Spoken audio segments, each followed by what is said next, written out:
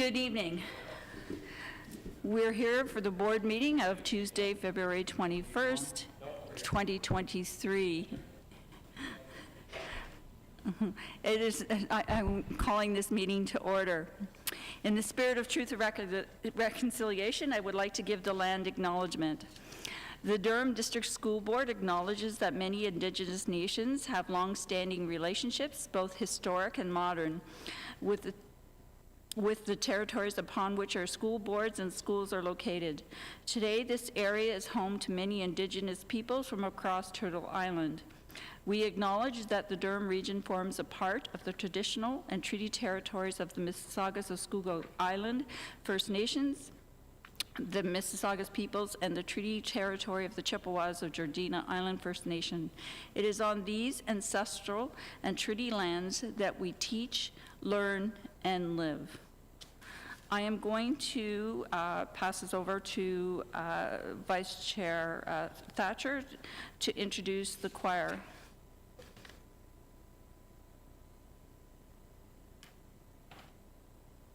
Thank you, and through you, Chair. Please join with me in welcoming the Willows Walk Rhythm and Blues Choir, led by staff Bill Holden, Amy Borden, Andrea James, and Andrew Watson. The R&B choir is made up of students in grades 4 to 6 who love experimenting with many genres and periods of music, but above all else, they love to groove and hope we've brought our dancing shoes tonight. In addition to O Canada, they will also be performing Lift Every Voice and Sing. Could everybody please stand if they may?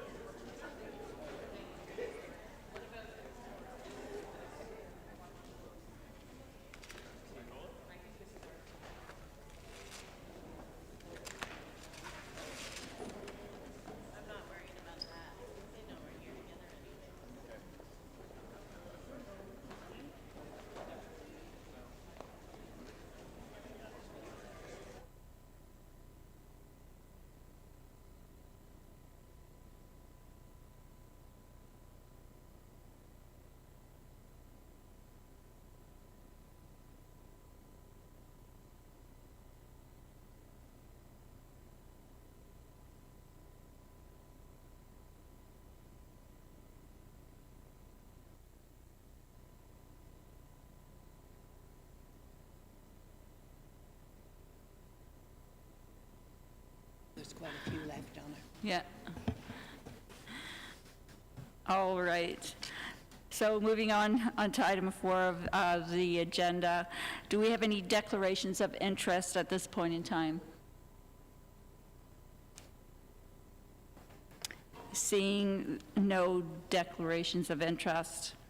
Item 5 is the adoption of the agenda. Can I have a motion to approve the agenda as distributed?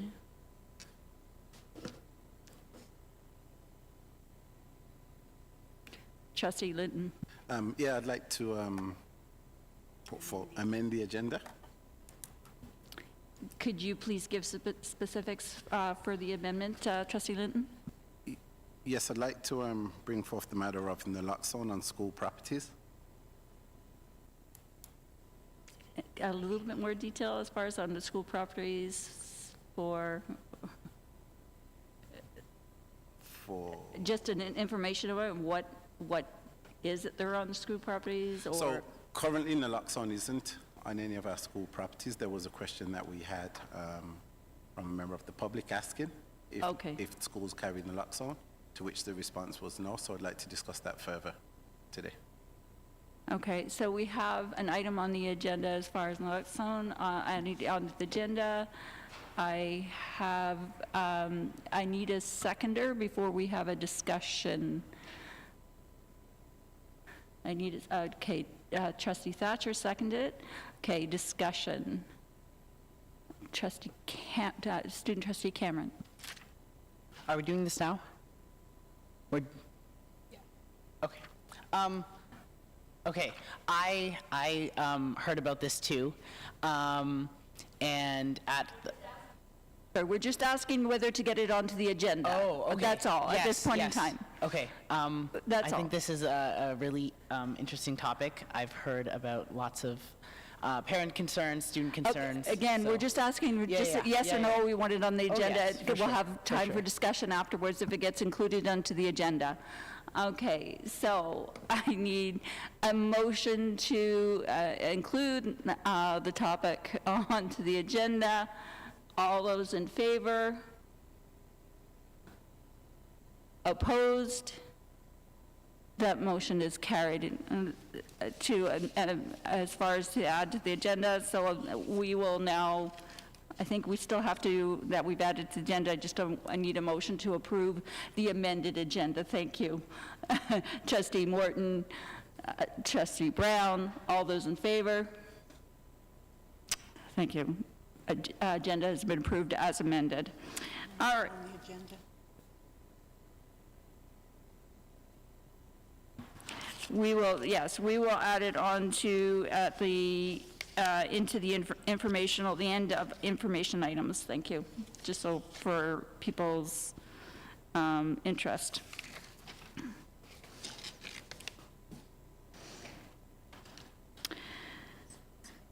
Okay, so now we're on to the minutes that have been included into your package. Can I have a motion to receive the approved minutes of the regular board meeting of November 15th and the special board meeting of November 21st and December 5th, 2022?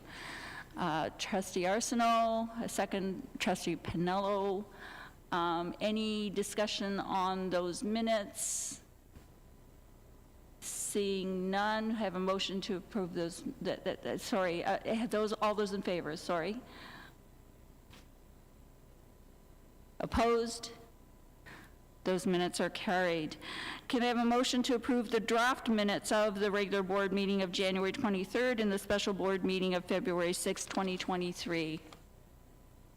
Trustee Brown, Trustee Miller, any questions on those minutes? Seeing none, all those in favor? Opposed? Those minutes have been approved. Going on to item number 7, I'm going to ask Associate Director Jim Markowski to provide a memorandum information updates from the ministry.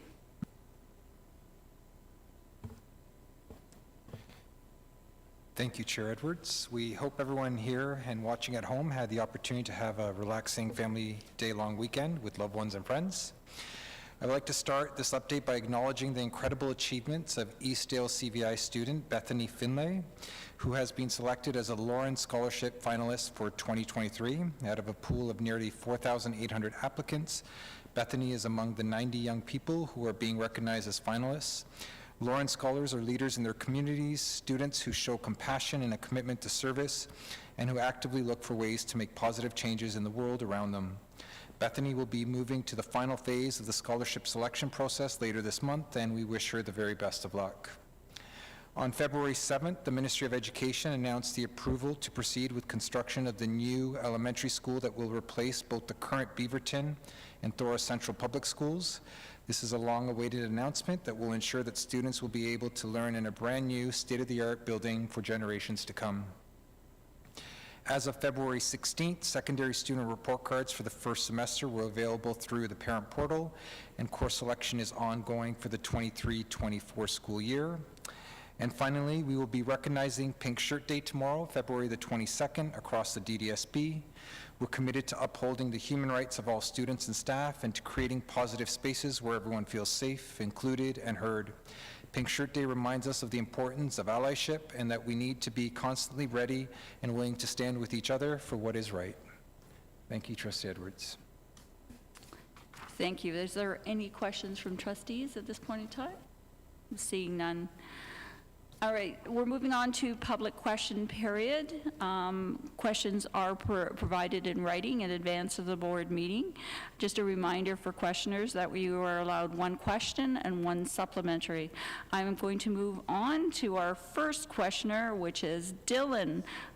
Dylan, can you ask your first question?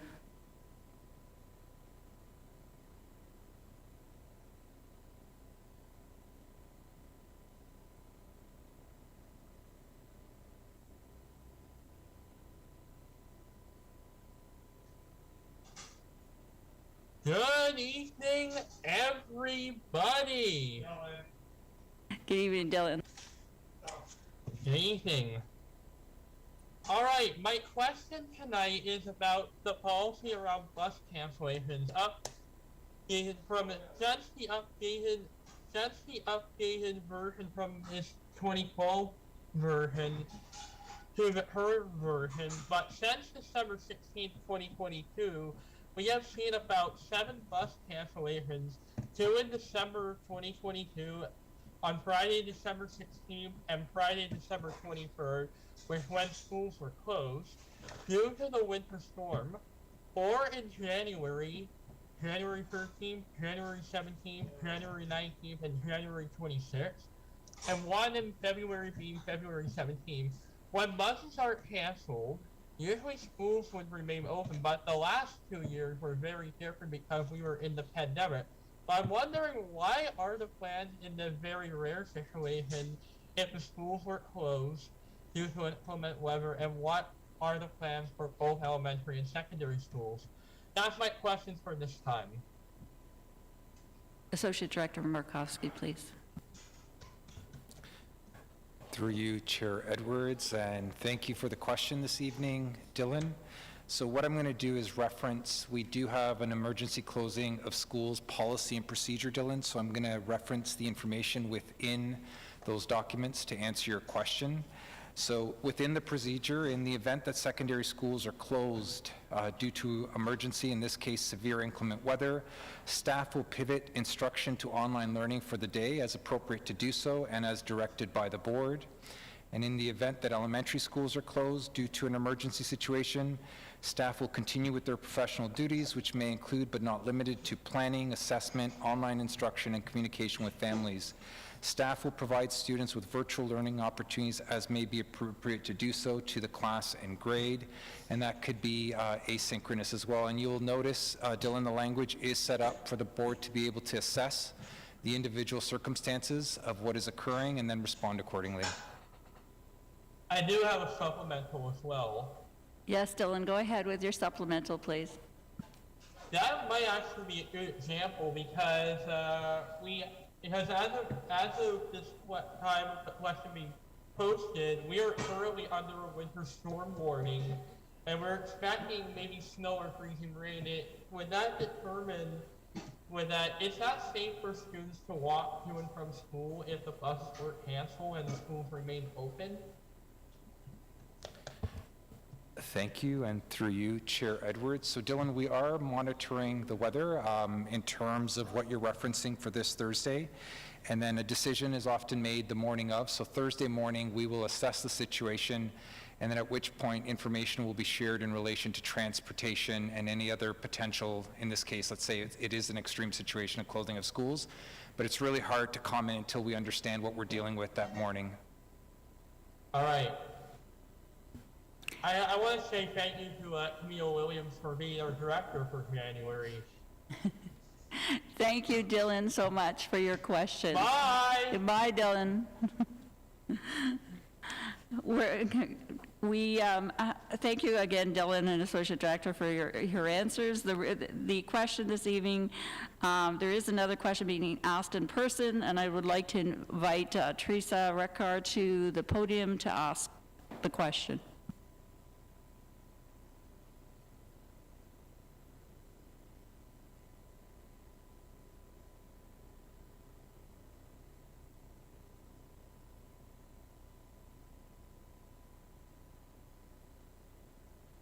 Thank you. Good evening.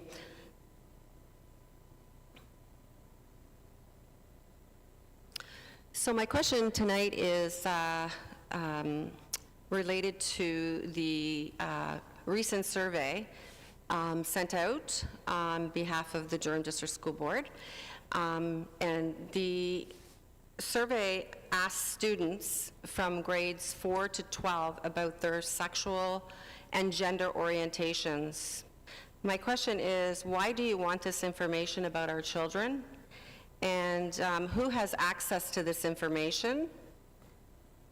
And how will this survey improve education in the Durham District School Board?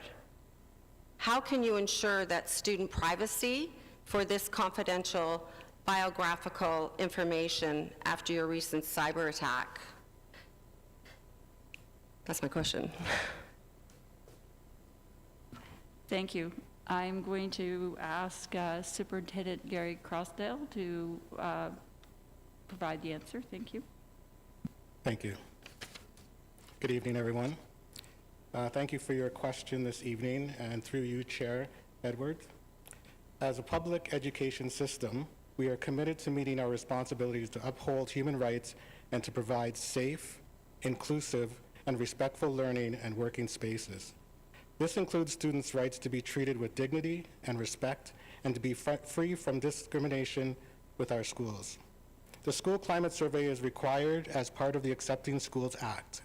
The Act states that all students should feel safe at school and deserve a positive school climate that is inclusive and accepting regardless of race, ancestry, place of origin, color, ethnic origin, citizenship, creed, sex, sexual orientation, gender identity, gender expression, age, marital status, family status, or disability. This act amends the Education Act to engage in surveys to collect information from its pupils and staff and parents and guardians of its pupils at least once every 2 years. The information gathered by asking gender identity on the grades 4 to 6 survey and both the sexual orientation and gender identity questions on the grades 7 to 12 survey allows us to have a broader understanding of the lived experiences of all the students within the district, including students' experiences of belonging and bullying. Taken together, the identity and experience questions help us better understand where we are doing well and what we need to do differently to provide all students with positive and respectful learning environments. Environments that are free from bullying and all forms of discrimination, and where all students know that they belong. This is at the core of our work, and to provide positive school climates for all students to support their engagement, learning, and success at school. The Act stipulates that the survey shall not collect any name or any identifying number, symbol, or other particular assigned to a person. The survey information is anonymous and cannot be linked indirectly to any single student. The participation is voluntary in part, and in whole, not participating at all. What you as a parent choose to discuss with your child or children is of course your choice, and this survey is voluntary. This data is summarized by groups, and any data with fewer than 10 students is suppressed. Regarding your concerns about student privacy and confidentiality, the survey data is outside of the student information system, and access to the raw data is limited to a small number of central staff members. Thank you. Do you have a supplemental? You need to press the button, please. First of all, on behalf of what he mentioned about the bullying, that's why this survey is conducted, one of the reasons. Well, I would like to point out that did you not bully our trustee, Linda Stone? Okay, that's enough. The supplemental should be about the question and not about an individual trustee. Thank you very much.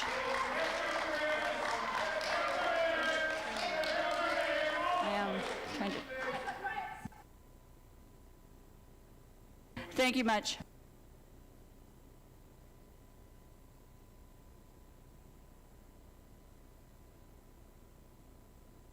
Thank you very much. Your question wasn't pertaining, your supplementary wasn't pertaining to the detailed information, so I will not allow the supplemental.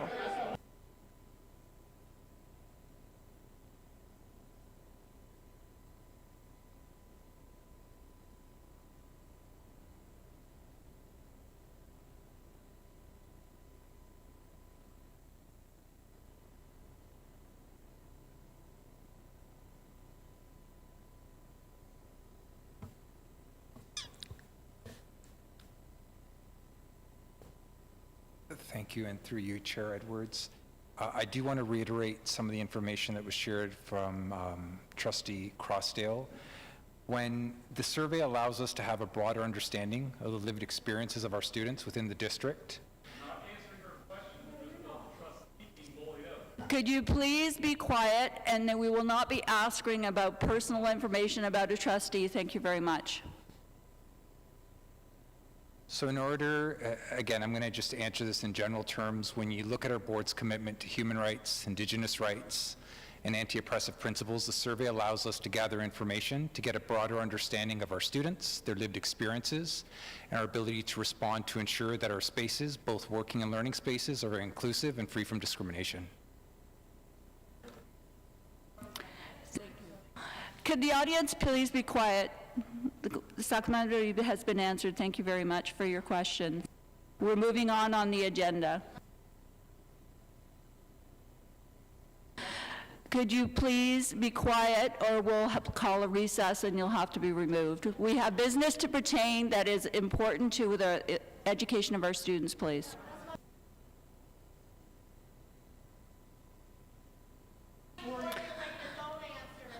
I'm asking you the last time to please be quiet so we continue on the business. Thank you.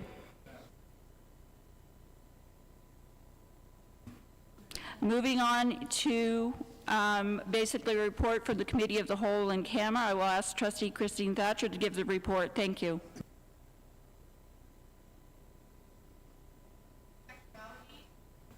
Thank you. Again, please be quiet. We are trying to conduct the business of the board. Trustees, I am going to call a 5-minute recess. Thank you very much, and so that the audience can please calm down. Thank you. Could you please up over to the boardroom, please?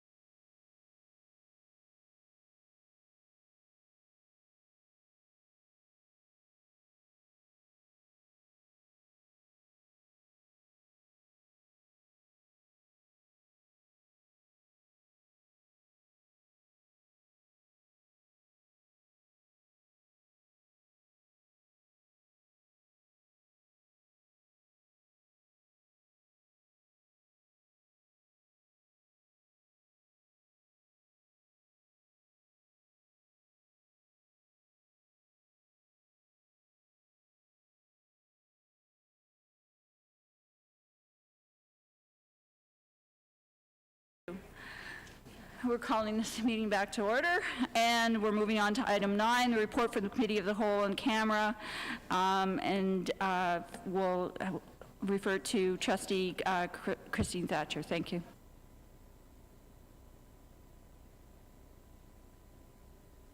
It's okay.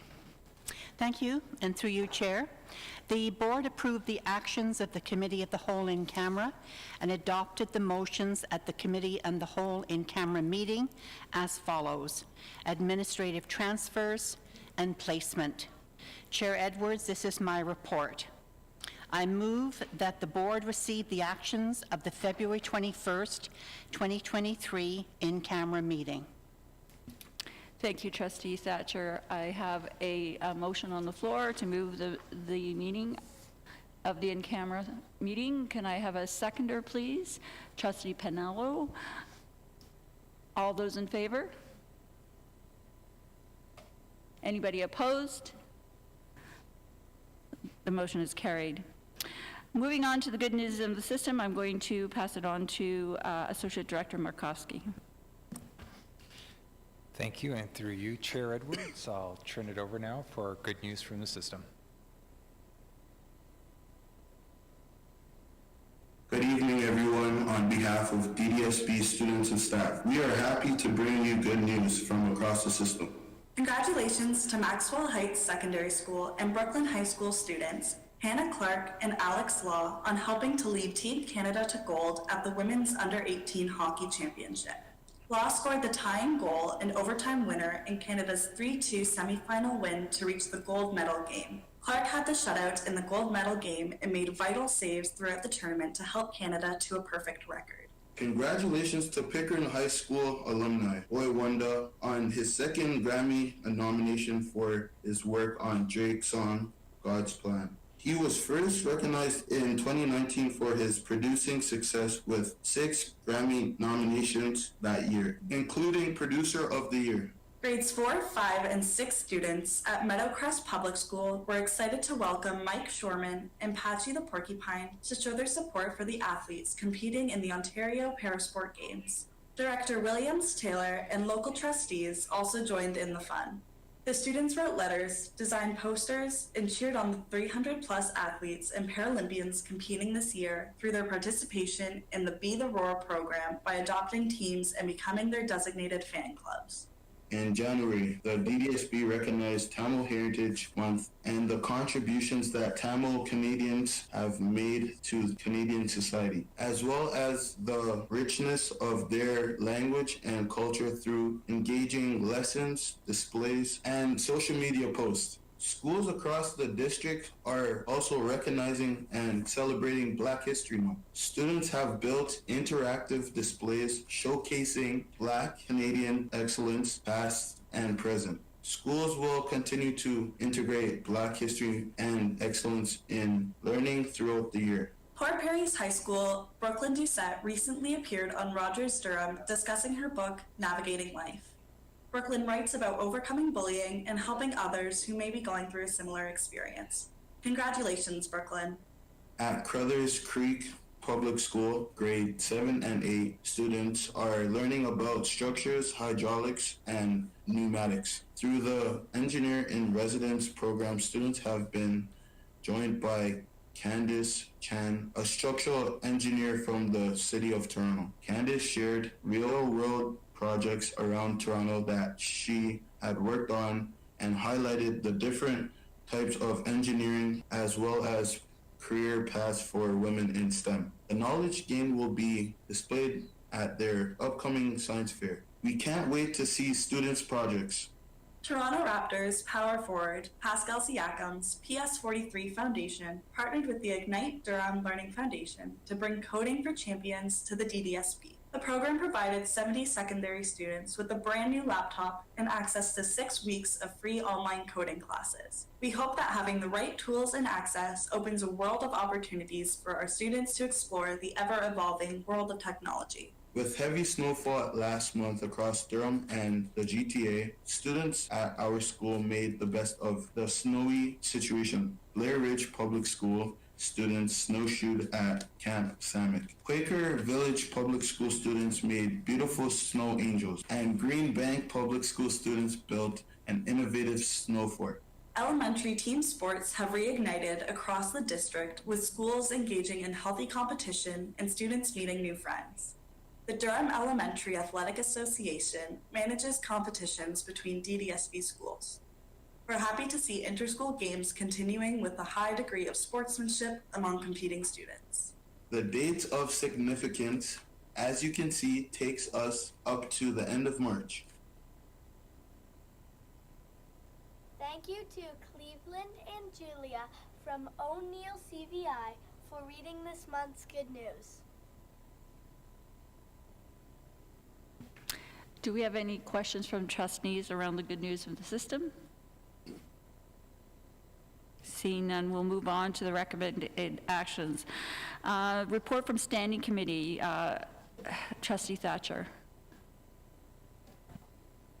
Thank you, and through you, Chair Edwards.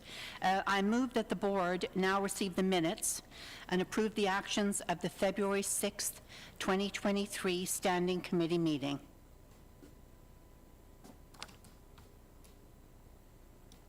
Sorry, can I have a seconder for that motion? Trustee Miller, any comments?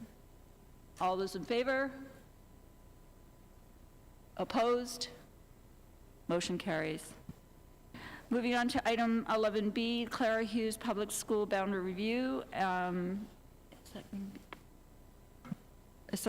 got Associate Director David Wright. He's online.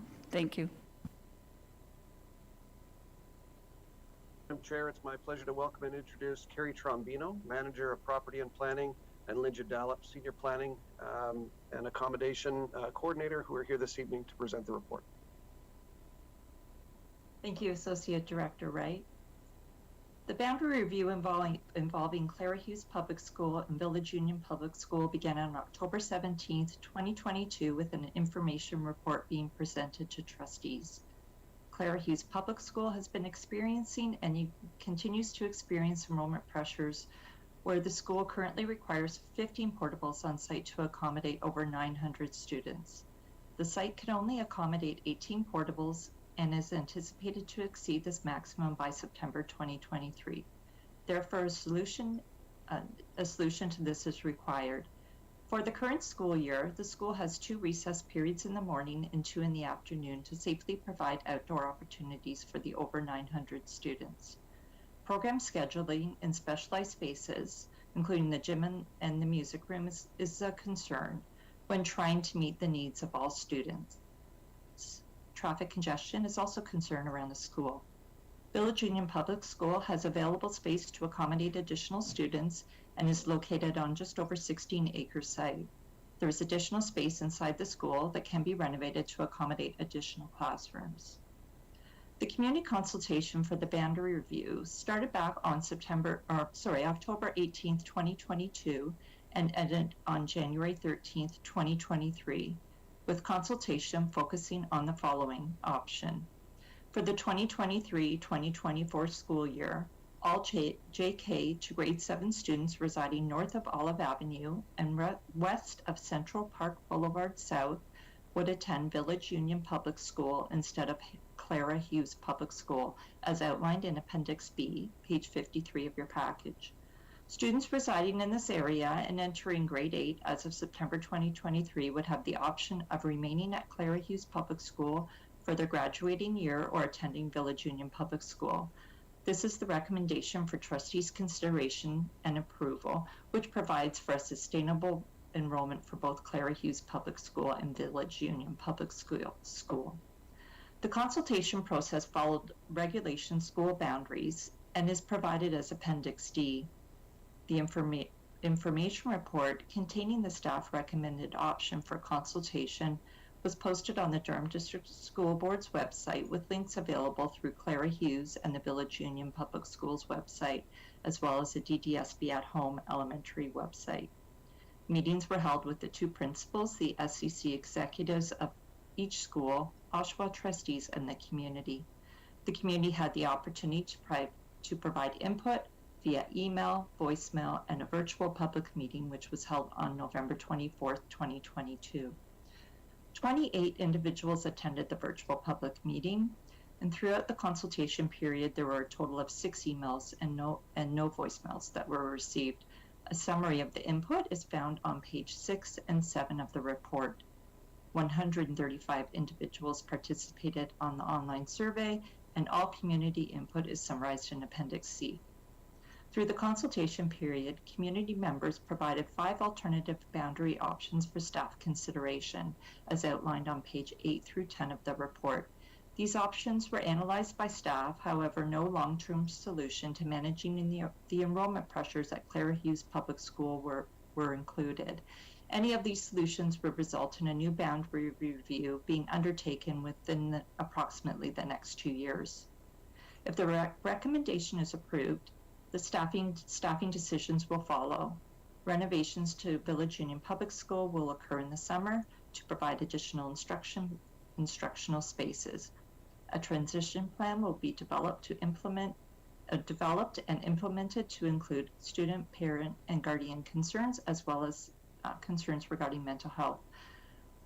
The recommended boundary can be found on page 12 of the report, page 55 of your package, and a map illustrating the recommended boundary is provided in Appendix B for your consideration. This is a summary of the report, and I'm happy to respond to any questions you may have. Questions from trustees?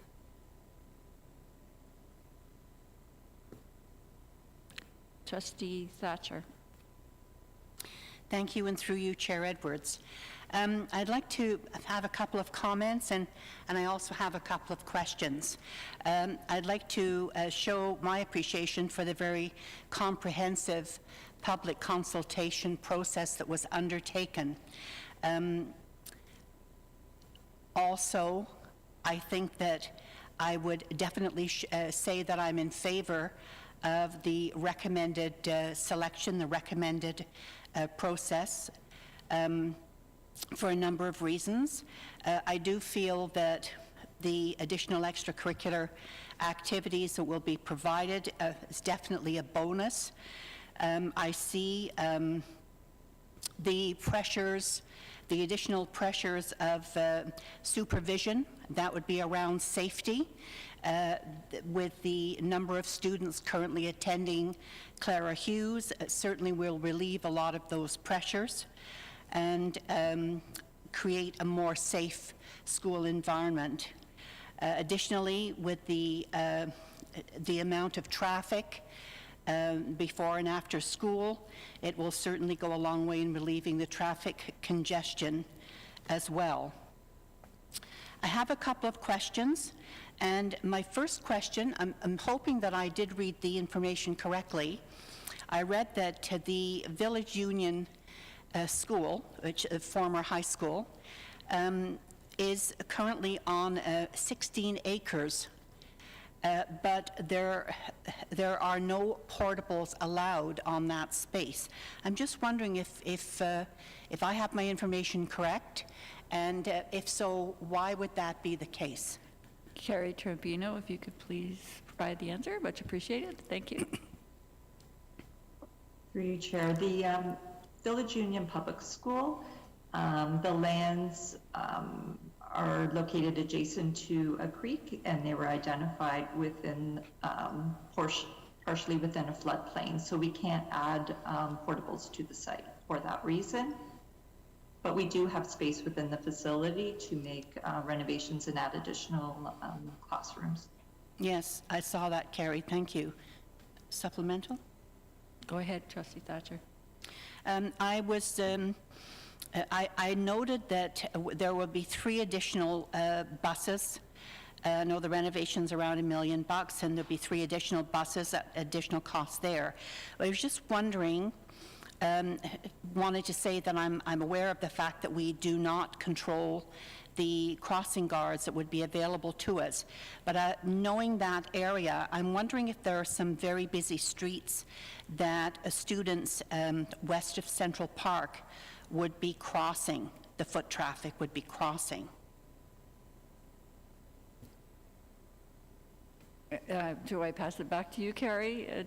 Can you, if you could take a stab at it, recognizing that crossing guards, as Trustee Thatcher said, is not part of our jurisdiction, but just wondering if there would be any sort of push to put in a crossing guard to the municipality at the time. I can try to answer that question. I know in dealing with Durham Student Transportation, who does provide those concerns through, it's a city of Oshawa that would provide the crossing guards. So they would analyze that to see if there's a need for a crossing guard and have those discussions with the city and make that request. Madam Chair, if I might just add a little bit, and thanks to Carrie for the answer. It is Durham Student Transportation Services that would do an assessment of walking path and crossing guards at significant intersections. If they are not available, then there is potential for the walk path to be hazarded. So I think the number of buses that we're indicating would be added do recognize those considerations, although certainly we would go into greater depth if trustees did approve this. But certainly that would be part of our transportation assessment.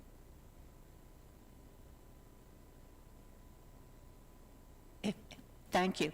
I just wanted to conclude by saying that thank you for answering my questions, and I would support your recommendation here. Thank you, Trustee Thatcher. And I have going online to Trustee Cunningham and then to Trustee Pinello after that. Thank you. Thank you, and through you, Chair. I definitely think it's a good idea to take some of the pressure off Clara Hughes. Being that far over capacity is certainly a challenge for everyone and is not the best learning environment for students. I do have a number of questions, some of which came up in the parent consultations, but I wasn't sure if they were answered because they said answered live. So one of the questions I had was for families that have both an 8th grade student who wishes to graduate from that school as well as a younger sibling. Would that younger sibling be allowed to stay at Clara Hughes, or would that family be looking at sending their children to separate schools?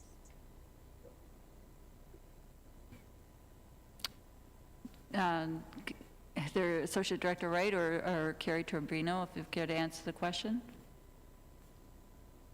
Chair, I can answer that question. So it would be the grade 8 student, so current grade 7 student, the grade 8 student for 2023 who would have the choice. So not the younger sibling. So if parents would like to keep their children together, the grade 8 student could attend Village Union, but in order to accommodate and make space at Clara Hughes and in line with past boundary reviews, it would only be the grade 8 student that would have that choice, not the sibling. Thank you. I think that's a bit unfortunate, but I can understand where you're coming from. Chair Edwards, can I ask one further question that's not supplementary? I'll have you one more question, and then I'll go on to Trustee Pinello, and then I'll come back if you have further questions, okay? Okay, thank you. I wanted to ask also about educational assistance support at Village Union. One of the things that I saw coming out of the consultation with parents is that there are currently only 14 EAs, and the school is already struggling to accommodate children who require further assistance. I was wondering what kind of staffing levels we could be looking at for EAs at Village Union once the extra school population rolls in. Superintendent McCauley. Good evening, and thank you through you, Chair. We engage a process annually of examining classroom support needs across the system. So that includes roles such as educational assistants, interpreters, interveners, as we have a couple in those schools as well. And so we take a student needs perspective. So Village Union currently is staffed based on a number of special education classes that each have a minimum of 2 EAs within them. And then there is a committee that looks at that across the district to supplement schools. So we would be taking a close look both at the students that currently go to Village Union, the students that currently go to Clara Hughes, and then the impact of the transition and student moves as we plan for the 23-24 school year across the district. Special attention would be paid to the impacts of this move. Thank you both very much for answering my questions. Okay, thank you. And moving on to Trustee Pinello.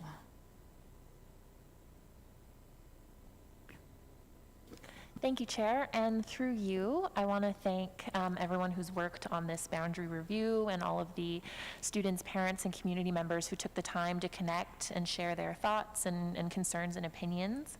I know that there has been quite a bit of pushback from families who are going to be impacted by this change. In particular, those who were previously in walking distance who now are no longer in walking distance to their home school, what would be their home school. I wanted to ask, though, because this is an area that not very long ago we were closing down schools in Oshawa because they were underpopulated, what is, based on our current growth and projection of people moving into the area who have elementary age kids, I guess the easy way to put my question is, how much time are we really buying with this change? And when would we have to look at this again in another capacity to look at, the case where we now have 2 overpopulated schools? I don't know who wants to answer. Carrie Tramvino or Associate Director Wright? I'll take a quick shot at it, and then of course Carrie can correct me. So I think we've done projections out about 4 years from after the boundary review to make sure we're going to be in a good position to accommodate students at both schools. Village Union really is a large facility. I had the opportunity to walk through just last week.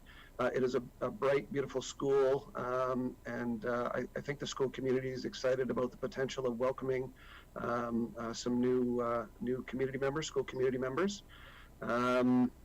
Clara Hughes has been on our list of capital priorities for the last 2 rounds with the Ministry of Education, have not been successful at attracting capital money to build an addition. It is likely going to stay on our radar, and depending on the number of capital priority submissions we're allowed to put forward, may stay in the mix. It is something that we think that we may have to review, but the ministry gave us a fairly clear indication that it wasn't a strong enough business case in the provincial scheme to attract that capital money, and we really did need to do something, and do need to do something on a shorter term basis to accommodate the students. So we have noticed some trends out of new development and infill development, where there are more students in a residence, more children in a residence than maybe we'd previously seen. So we're grappling with that a little bit as the demographics change in some of our neighborhoods, but fairly confident at this point that this really is the best plan, and will buy us some breathing room for at least the next 4 or 5 years. Another question? Thank you very much. I just also wanted to know, because I am receiving a lot of emails just with questions from parents who have students with special needs, autism, who are very worried about the transition. What sort of supports and transitional programs and pathways, or case-by-case basis? I guess I'm just trying to get an idea so that all of us have the same information in terms of when a change like this is announced and it's very impactful on a community and a neighborhood, what supports are we putting in place to help people make that adjustment? Superintendent Andrea McCauley.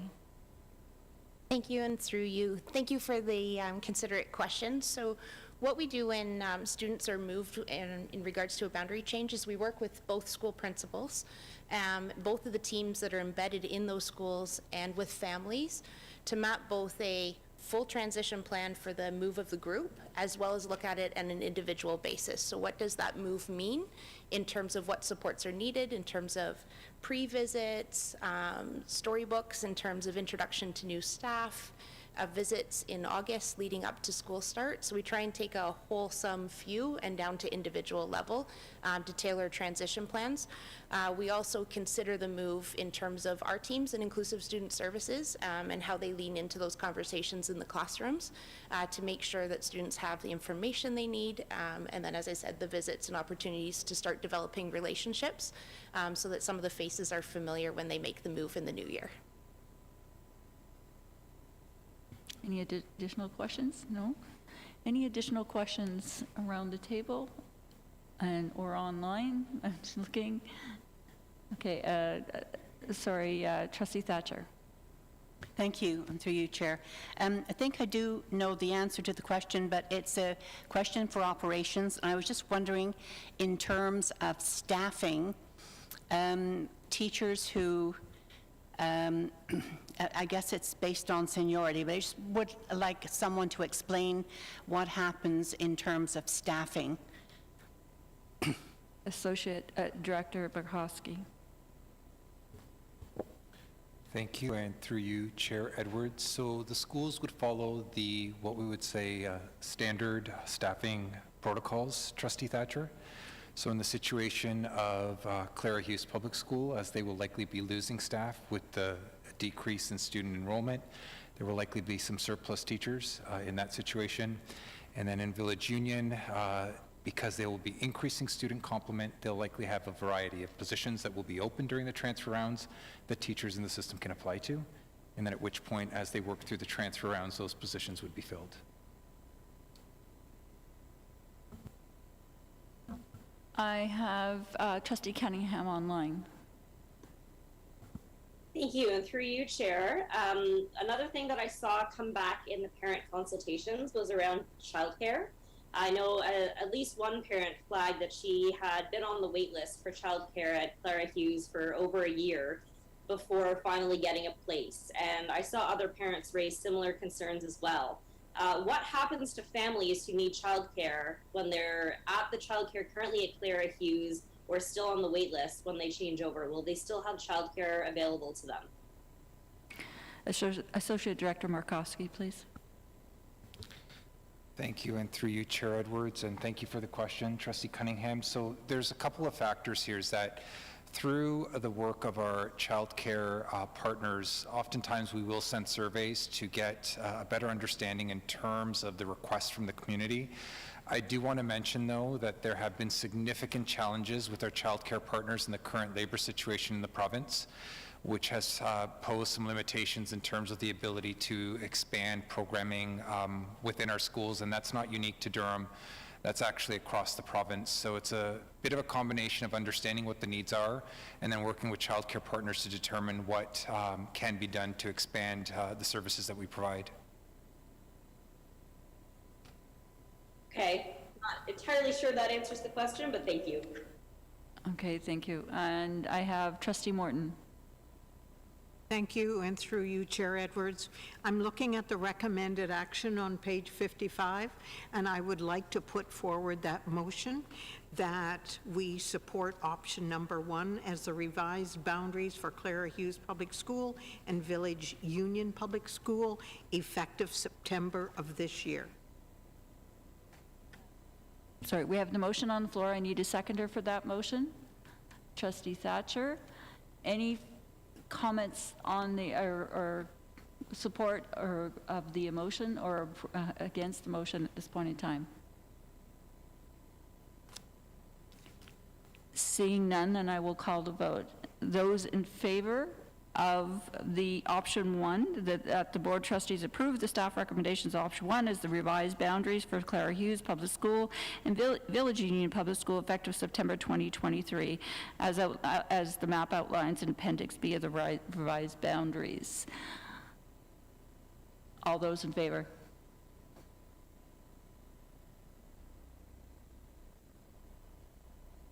Opposed? That motion carries. Thank you. Moving on to the next item, which is the Education Finance Committee meeting updates with Associate Director Wright. Thank you again, Madam Chair. Picking a timeline for the preparation and presentation of the budget is difficult, given that when we are trying to set the timeline, we're doing so in the absence of knowing when our funding for the coming year will be announced. Last year's GSN announcement was the earliest on record, coming February 17th. For next school year, the 23-24 GSN, the ministry has, in a number of comments and contexts, recognized the benefit to school boards of an early release, but really have made no commitments to the timeline. So we will do our best internally to prepare and manage for when the grants package is ultimately released and fit into the timeline as presented. As we move through the process, the guiding principles, as included in Appendix A, will be our touchstone. A draft schedule of meeting dates is included on page 2 of your report. We have moved the deputation evening so that it appears early in the process, so that we can effectively and genuinely consider input from stakeholders for inclusion into the budget. As highlighted in the analysis section right above the schedule of dates, we note there we will be sure to listen to the consultation and draw attention to where stakeholder identified priorities can be seen reflected in the draft budget to ensure that stakeholders know that we have heard them. Trustees should see the budget for the first time on the 17th of May. The public should see the budget for the first time on the 31st of May, according to the schedule. And if everything goes according to plan, trustees will approve the budget at the June 19th board meeting for submission to the ministry by the end of the month of June. That is my report, Madam Chair. Happy to answer any questions. Thank you, Ross. Did you zoom that out? Trustee, okay, I have Trustee Miller. I think she... Trustee Miller is first. It's on the list. Okay, thank you, and through you, Chair. Thank you for that budget, for the finance report.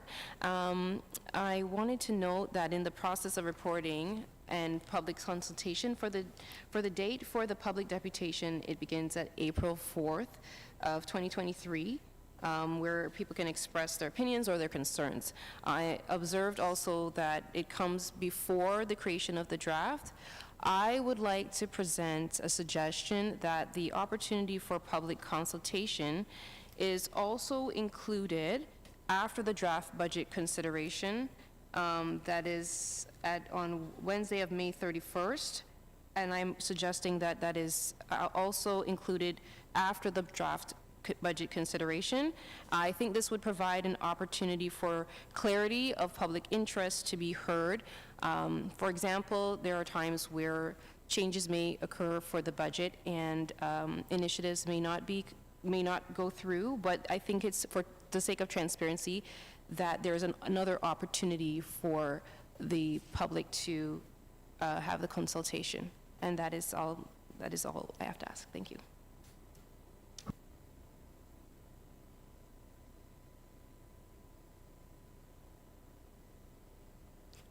Trustee Morton. Thank you, and through you, Chair Edwards.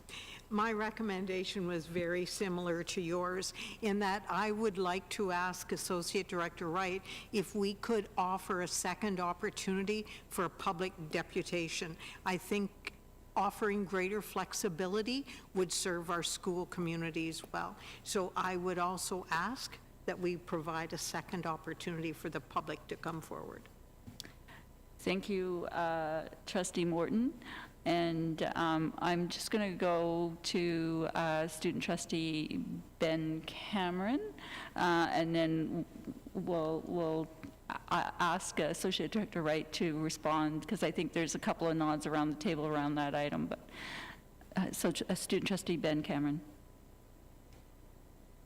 I'm also curious for the answer of that question before I get started, because I was gonna, okay, I have another question. Are the student trustees allowed at these budget in-camera meetings? And why are they in camera, or why are they not public? Who does? Madam Chair, would you like an answer? Yeah, okay, Associate Director Wright, thank you. You're welcome. Student Trustee Cameron, my understanding is you are welcome to attend the Education Finance Committee meetings in camera, except for as they relate to labor matters. and General Counsel Cotter could perhaps correct me there. But just if we're talking about sensitive staffing issues, which would be the same reason why in most cases we would be in camera. So the Education Act allows, I think, 5 different reasons for going in camera to have conversations. Finances of the board are one of them, and labor matters are one of them, and 2 are both of those are pretty significant topics in relation to the budget. So that's generally why we go in camera. Since you're online already answering, could you maybe answer that, because both were similar comments about adding another public deputization period or consultation after the draft budget, if you would like to provide a comment? Yeah, I'd be happy to, and I appreciate it.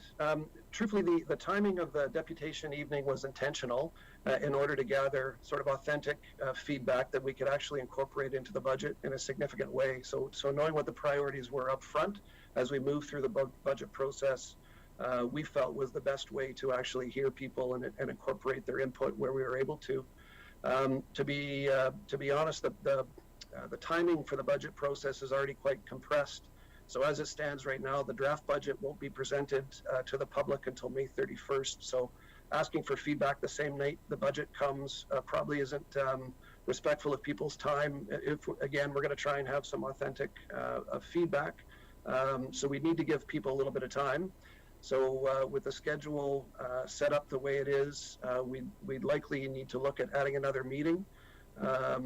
And it just doesn't provide a lot of turnaround time to incorporate changes, bring it back to trustees, and get it passed. So so potentially a couple of additional meetings if we can't do it in the timeline that's proposed in front of you.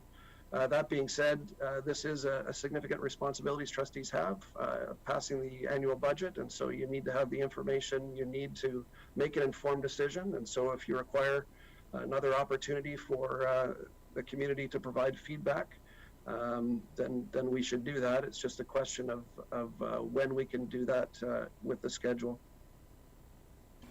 Thank you, Associate Director Wright. I have Trustee Pinello. Thank you, Chair. Through you, more of a process question, and if so, I'd put forward a motion. Do we need a motion to amend this, or is that just a discussion piece? To amend the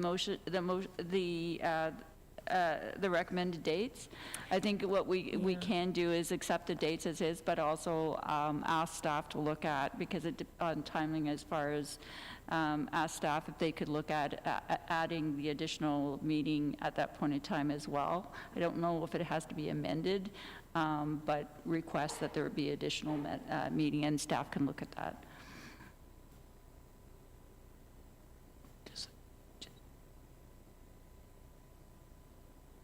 Thank you. Would it be okay if I made a suggestion then, perhaps, and Associate Director Wright can maybe, and team can consider it or not?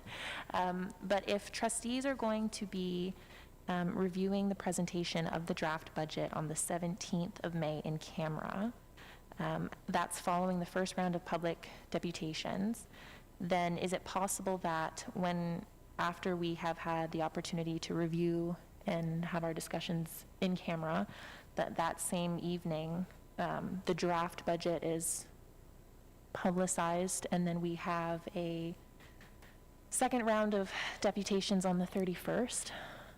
And that would give folks a little bit of time to look it over, and they would see the same draft that we saw, and then following those deputations, we could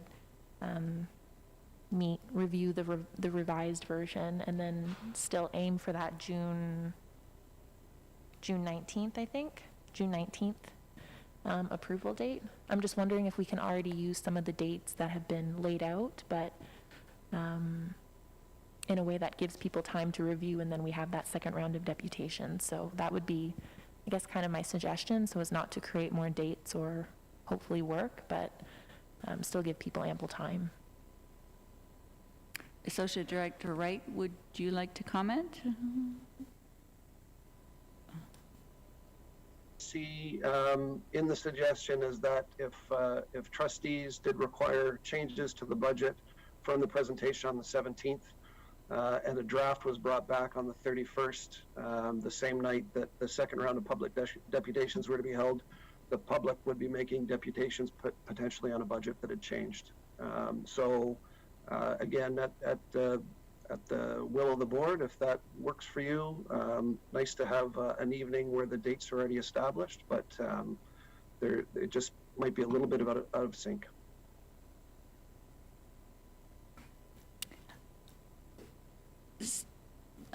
Okay, I'll let student trustee Ben Cameron ask his question, and then we'll come back to this approval of these dates, I think. Thank you, Chair. I would just like to add that I don't think that trustees would mind, and I wouldn't mind, if us having more meetings means that we can have another public consultation. So I would just, be creative, maybe. Thank you, student trustee Cameron. I know that this is a significant thing that has gone through every year, and being around the table, we've actually had passing a separate budget meeting in July at one time. I'm not recommending that. I'm just saying that has happened depending on the timing of between when the ministry releases the actual memo about the GSNs and then when we actually receive the technical paper around the GSNs. So my suggestion is that we basically approve the recommended schedule with a statement that the staff will look at adding another consultation meeting and trying to fit it into our schedule as best we can if we have to combine it with another meeting or so forth, trying to fit it all in. If that's the will of the board, Trustee Morton. Thank you, and through you, Chair Edwards. I like the wording that you have just presented to us. We can adopt this calendar outline, but recognize that there will be flexibility because it all depends on when the province releases the GSNs to the board. So decision-making, I trust that Associate Director Wright. We will be flexible and we will do what's best for our board. All right, so I need somebody to, basically, the recommendation is actually found on page 83, is that the Board of Trustees approve the 2023-2024 meeting schedule for the Education Finance Committee with staff looking at an alternate date for a public consultation after the draft is released. Is that okay? So, Trustee Morton, are you you're passing that motion? Sorry, moving that motion? Sorry, I can't talk tonight. Thank you, and through you, Chair Edwards. Yes, I would very much like to put forward that motion. And we need a seconder, thank you. Trustee Arsenault, comments about that motion? Trustee Thatcher. I'm just wondering if it would be alternate or if it would be additional. Would it be one more date? It's additional. It's an additional public consultation. That's what we're looking at. Okay, looking at an additional date. Okay, thank you. For after the budget. And it's just not a date. It's looking at the opportunity to have another public consultation after the budget has been drafted. But it's not an alternate. It could be an alternate date, it could be an additional date, or it could be something with another date with another committee meeting. We're just saying that they're going to make the opportunity to have another public consultation. They're going to look at it. Okay. I'm not sure what I'm voting on here. So the Education Finance Committee with the staff looking at an alternate or additional date for public deputation. Is that correct? Sorry, Trustee Linton wanted to make a comment. No, to that thing, to be clear, we're looking at an additional date, not an alternate date, correct? I think the wording was an additional opportunity to provide public input. Yeah. That's correct. We don't know whether it'll be an additional date because the staff is going to look at it. and make the recommendation whether they can fit it in the existing schedule being proposed, or we have to add a date.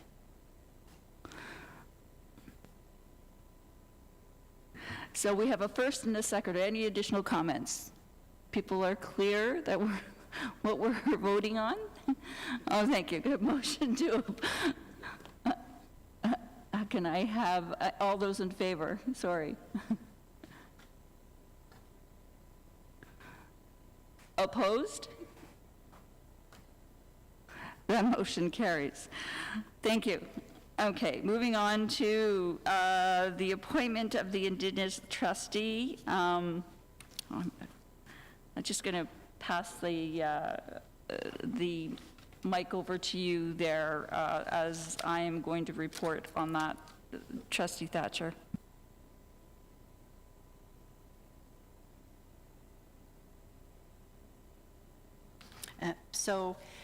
On your agenda, item 11D, I'll call on Chair Edwards to present the appointment of the Indigenous trustee. I'm just going to start it off to begin with, and that sort of on the background is that the Mississauga Scugog Island First Nations requested that the Durham District School Board appoint a representative to the Board of Trustees in support of a meaningful partnership and collaboration, as highlighted under the Truth and Reconciliation Calls to Action. They had submitted a letter, and so we do have a name at this point in time. And as far as that, and Jill Thompson as Indigenous trustee on the for our Indigenous trustee position appointment for our board for the term of 2022 to 2026. I'm just wondering if Associate Director Wright has any, or Robert Surjanic have any further comments on that.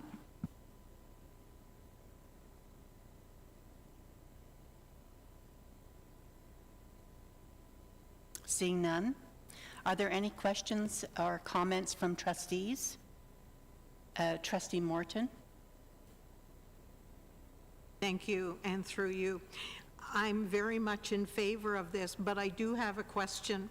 Because we have a strategic planning introduction on Wednesday, March the 1st, and we have another meeting on February 27th, which is a trustee orientation, and I would think that Jill Thompson should be involved in those two training sessions. Is that a possibility?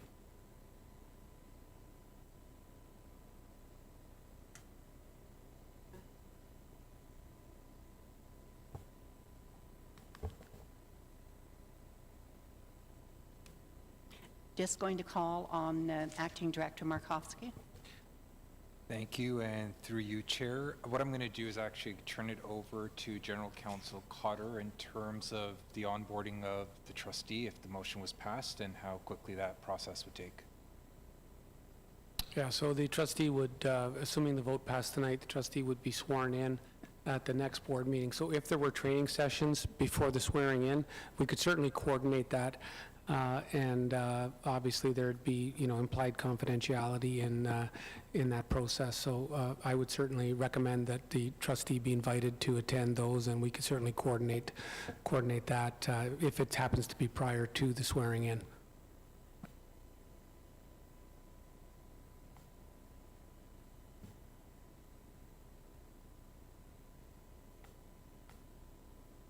Thank you. And yes, those two events do take place before the swearing in on Monday, March the 20th. So I would appreciate that we can extend an invitation to her. Thank you. Thank you, Council Cotter.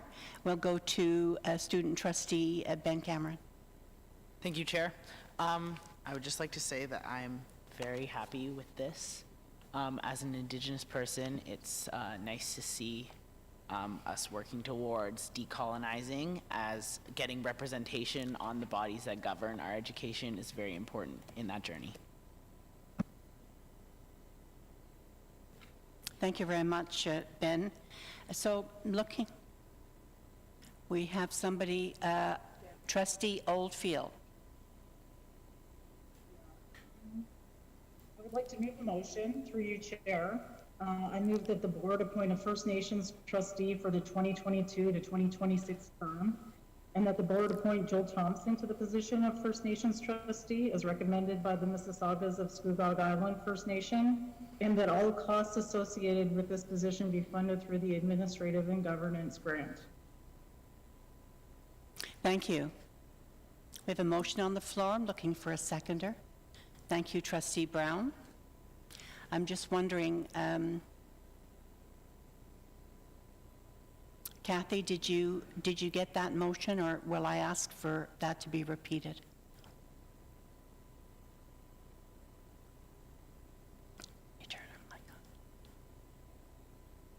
Yes, if you could please have that repeated. Deb, would you mind repeating that motion?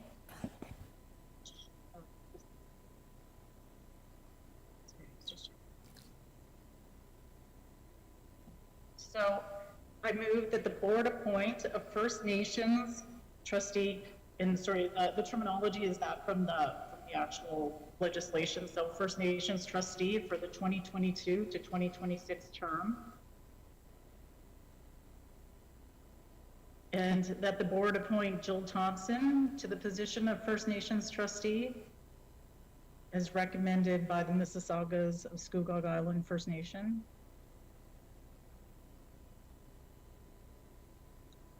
And that all costs associated with this position be funded through the administrative and governance grant.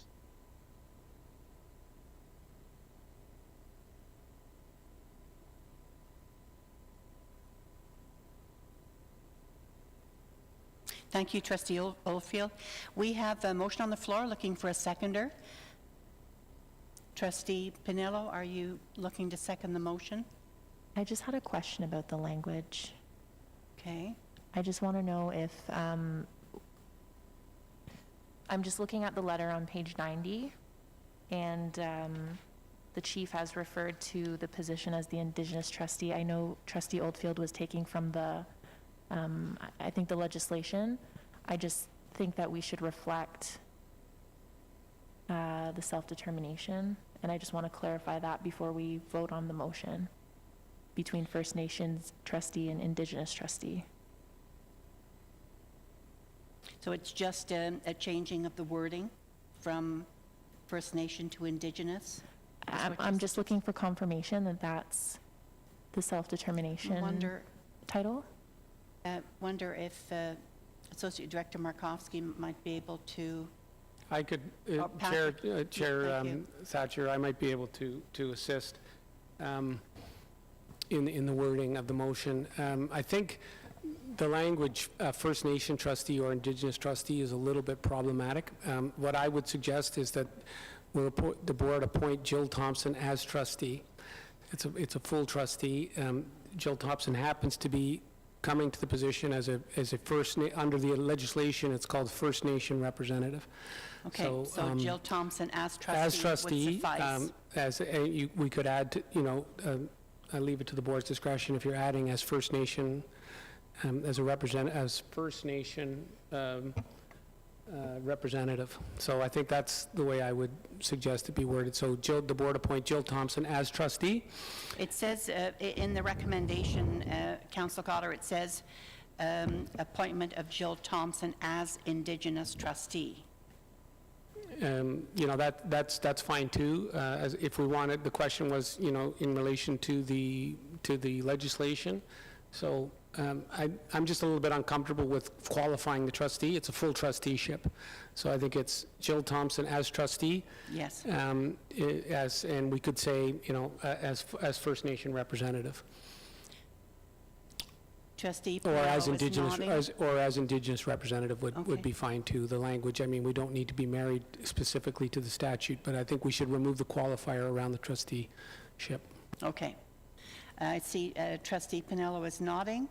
Is there anyone who would object to that small change to the motion? Is there somebody there with their hand up? And it's gone down. Deb, did you have something to add? No, I'm good with that. And I think, in fact, whatever we come up with, maybe once this trustee is sworn in, they can tell us what they would like their title to be. I mean, I don't know, but I'm good. So I have a motion on the floor. Now I'm looking for a seconder. And did we get it seconded? I don't think, oh, Trustee Arsenal, thank you. Sorry, my mistake. All right. So, Kathy, if you wouldn't mind reading that motion as it stands now. We have a motion, it's moved and seconded, and it reads as follows. Okay, I'm not sure if I have it right, but what I have, I think, is that it is recommended that the Board of Trustees approve the appointment of Jill Thompson as Indigenous trustee on the DDSB board. No, as trustee. Yeah, just trustee, no Indigenous. Trustee on the DDSB Board of Trustees for the remainder of the 2022-2026 term of the board.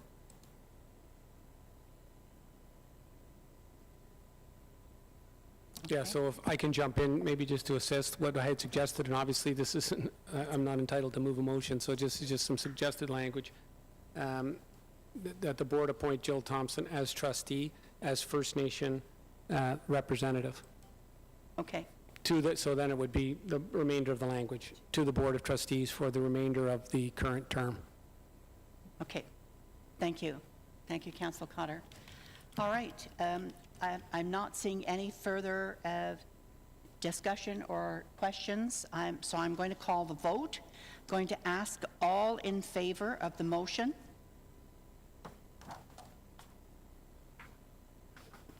Is there anyone opposed? Seeing none, the motion is carried.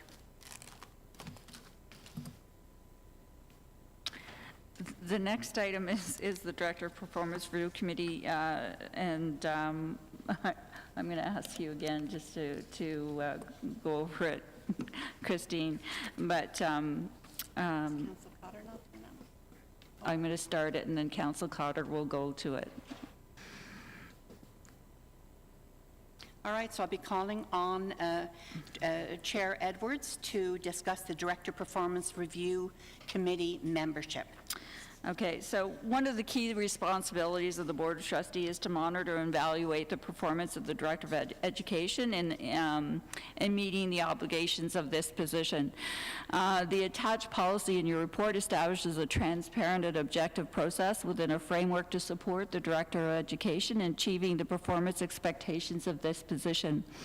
All trustees are eligible to sit on the Performance Review Committee, but there shall be a minimum of 3 trustees plus the chair and vice chair of the board. But again, everybody is welcome to sit on it.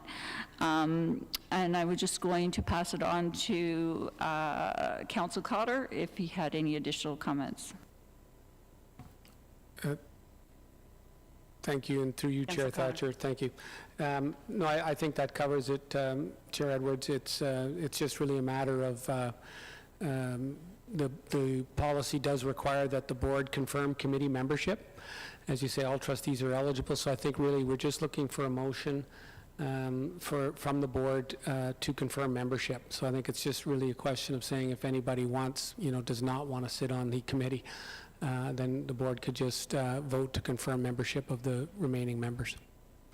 Are we asking tonight, Councillor Cotter, if anyone wants to sit on that committee? Correct. I think we need a motion tonight confirming membership on the committee so that we can have a committee meeting and the committee can get to work. So yes, I would recommend a motion confirming membership on the Director's Performance Review Committee.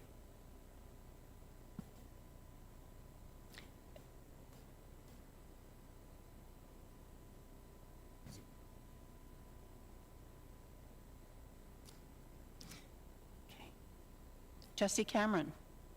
Thank you, Chair. I'm just wondering whether student trustees are allowed to sit on the committee.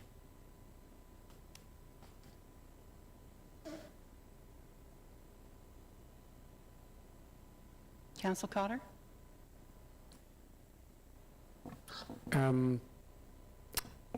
My my first inclination is, given the nature of the discussions, that it would engage Section 2072B, which is the one, Associate Director Wright flagged it earlier. That's sort of the one area, Student Trustee Cameron, where student trustees are not permitted to attend closed session meetings, where it's a discussion of personal details. So to the extent that those meetings engage that section, which many do, student trustees would be excluded, but I don't see any reason why they wouldn't participate in the other meetings of the committee. But that's something I can certainly review with the chair and with the director and with Superintendent Davis, and get back to you with a more concrete answer. But I do provide my thoughts tonight in response to your question, but subject to further review and confirmation. Thank you. Thank you, Councillor Cotter. Trustee Linton? Yes, thank you. And through you, Chair. And hopefully I'm not getting ahead of myself, but I know we're trying to identify who's going to be sitting on the committee, but looking through this, I didn't see anything around the financial implication, although we're working with an external consultant. So would that information be provided in terms of what the cost of this to the board with the external consultant? That's all work of the committee at that point in time. So right now, we're just looking at establishing the committee as per when we go through what the next steps are as far as the committee will meet.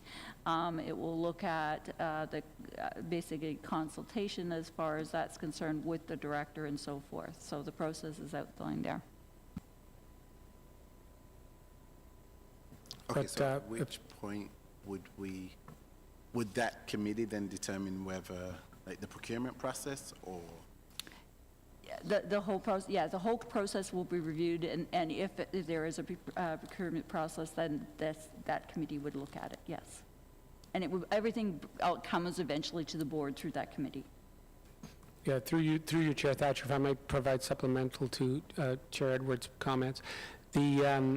The committee, in consultation with the director, is responsible for the working with the consultant.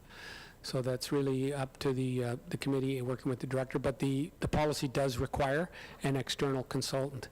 And that was through the work of the committee in drafting the policy, recognizing the best practices, particularly from the York Review, that required that third-party independent voice to be an important and critical part of the review process. So it's the way the policy is currently drafted. There's not an option not to have a consultant, but certainly it's up to the committee working with the director in terms of the selection and budget.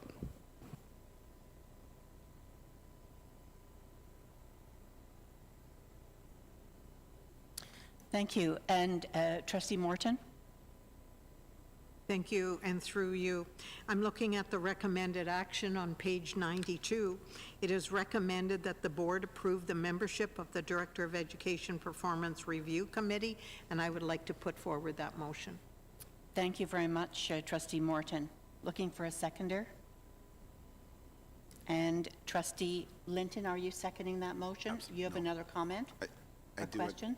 All right, let's go to that first. I guess I'm just trying to...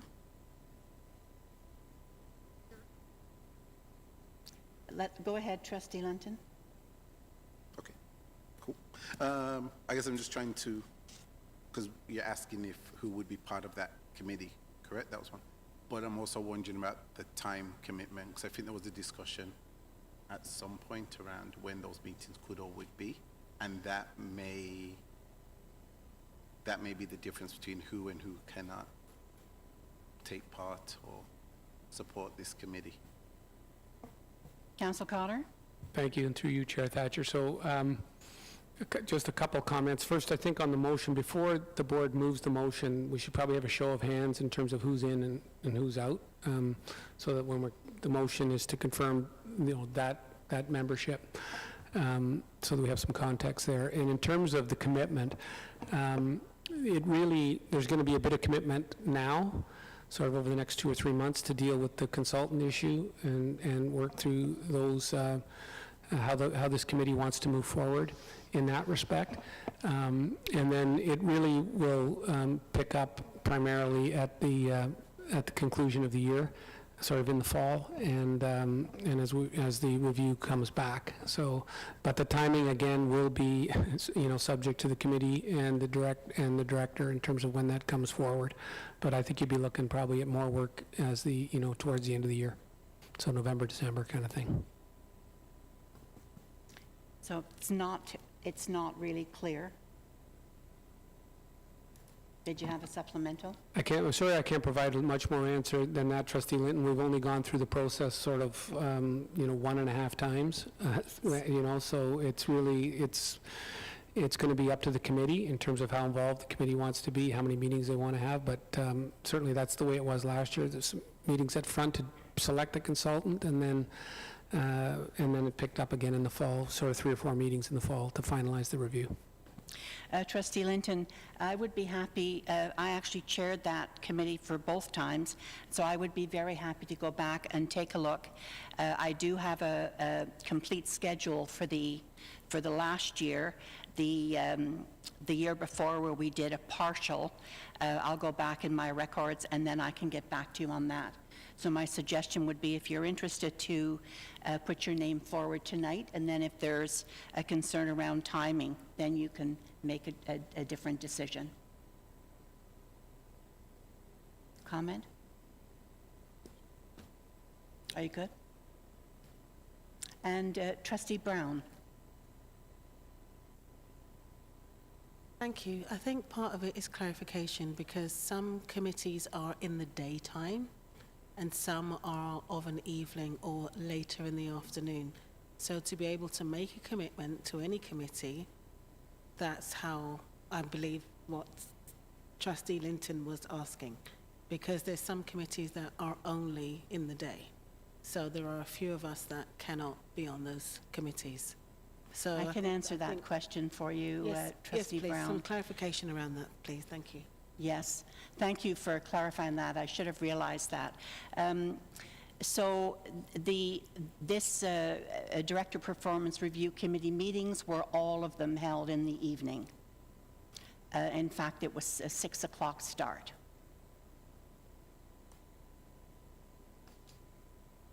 Okay, so I think we're looking for, is there someone else? I can go after. Okay. Ben, have you got a comment? I do, but I think we should get who's going to be on the committee first. No, we'll come to you first for your lovely. comment. I would just like to, whatever motion's being put forward, that it includes that student trustees be included on the committee subject to section 207(2)B of the Ed Act. And can you clarify your question? It wasn't a question. It was just subject to section 207(2)B of the Education Act. And can you tell us what that is? I'm sorry.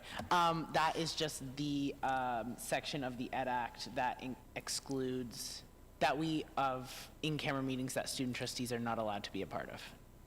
Okay. Thank you. Thank you for that. So we're looking for a show of hands for trustees who are interested in being part of the committee. Brown. You're all automatically on, Donna. Stephen, are you going to set your hand up?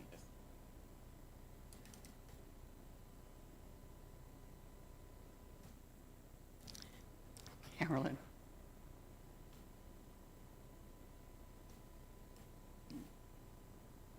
Did your hand, I'm sorry. Okay. And so, and is Deb Oldfield's hand up there? No? Okay, thank you. So that is Brown, Linton, Miller, Morton, Cunningham, Edwards, and Thatcher. 1, 2, 3, 4, 5, 7. 7 trustees. Council Cotter. No, sorry, I was just trying to clarify. Was there who was opting out? Trustee Oldfield? Trustee Oldfield, I believe, didn't have her hand up. It was Trustee Cunningham. you know. All right. Was there anybody else who opted out?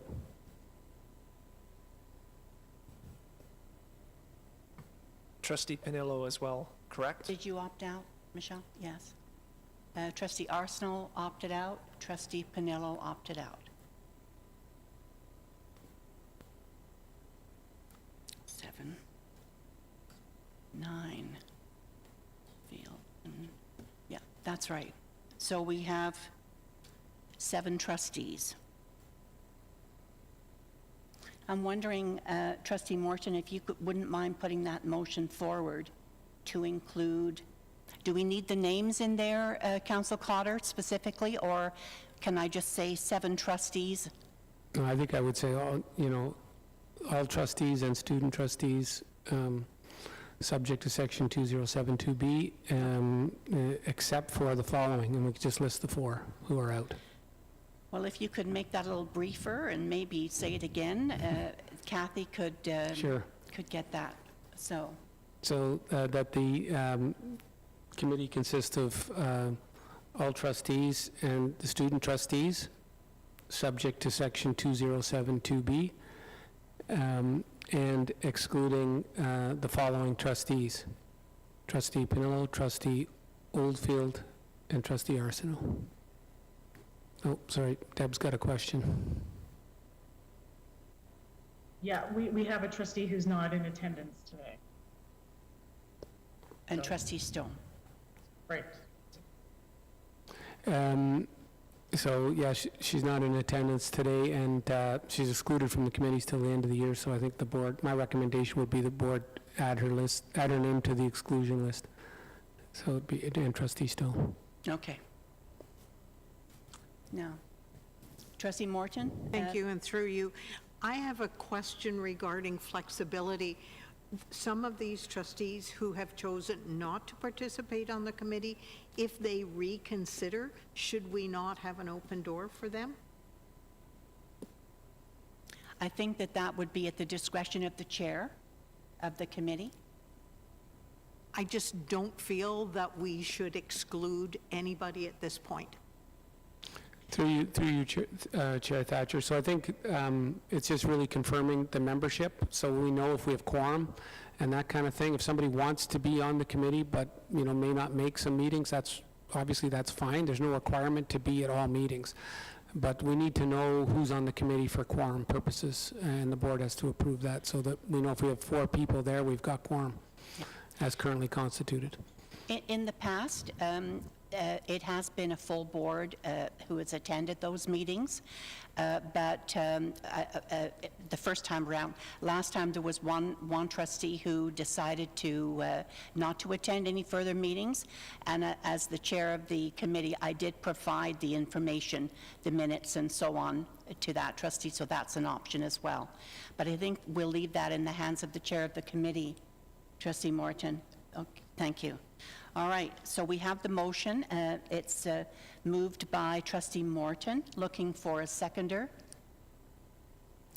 And that would be Trustee Brown. And ask all in favor. Yeah. I don't think there's anyone opposed. Can you check on the... No one opposed? Okay. Motion carries. Thank you very much, everyone. Thank you, Chair. Thank you, Trustee Thatcher, for going through that. The next item on the agenda is the naming of school policy, Lord Elgin Public School. I'm going to pass it on to Associate Director Jim Markowski. Thank you, and through you, Chair Edwards. The purpose of the report this evening is to seek approval from the Board of Trustees to establish a school naming committee to review the naming of Lord Elgin Public School in accordance with the naming of schools policy. Lord Elgin Public School in Ajax was opened by the DDSB in 1969. The school was named after a historic figure, James Bruce, 8th Earl of Elgin and Governor General of Canada during the period of 1847 to 1854.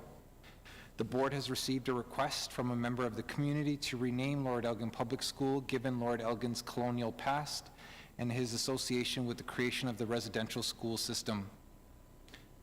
Under Section 5.3 of the Naming of Schools policy, if a written request is received to rename an existing school, the director shall bring a report forward to trustees to determine whether the request meets one or more of the renaming criteria stipulated in Section 5.4 of the policy.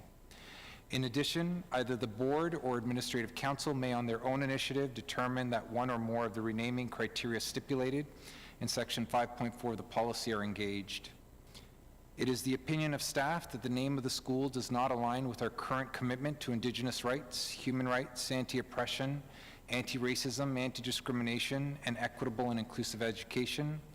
As such, we're asking for a motion to engage the naming of schools policy and strike a school naming committee.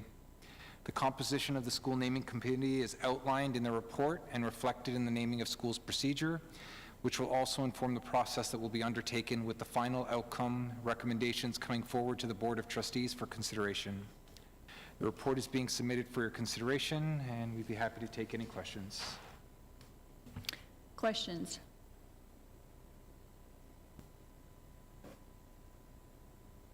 Seeing none, the recommendation is on page 100, that the Board of Trustees approve the establishment of a school naming committee for the Lord Elgin Public School in accordance with the naming of school policies. Can I have somebody put forward that motion? Trustee Pinello, a seconder. Trustee Brown, any comments or questions? Seeing none, can I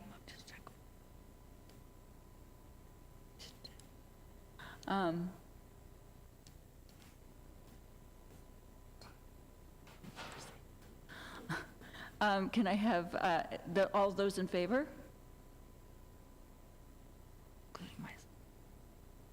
Anybody opposed? Seeing none, that motion carries. Moving on to items, information items, item 12. The next two items are notice of motions to rescind specific policies. I'm going to pass it over to Trustee Brown to speak about the notice of motions.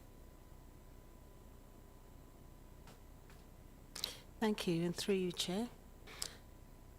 I'm bringing forward as information from the February 1st Governance and Policy Committee meeting, notice of motion, people and culture, rescission of policies and regulations, notice of motion, inclusion, student services, rescission of policy, and also the October 3rd, 2022 Governance and Policy Committee meeting report.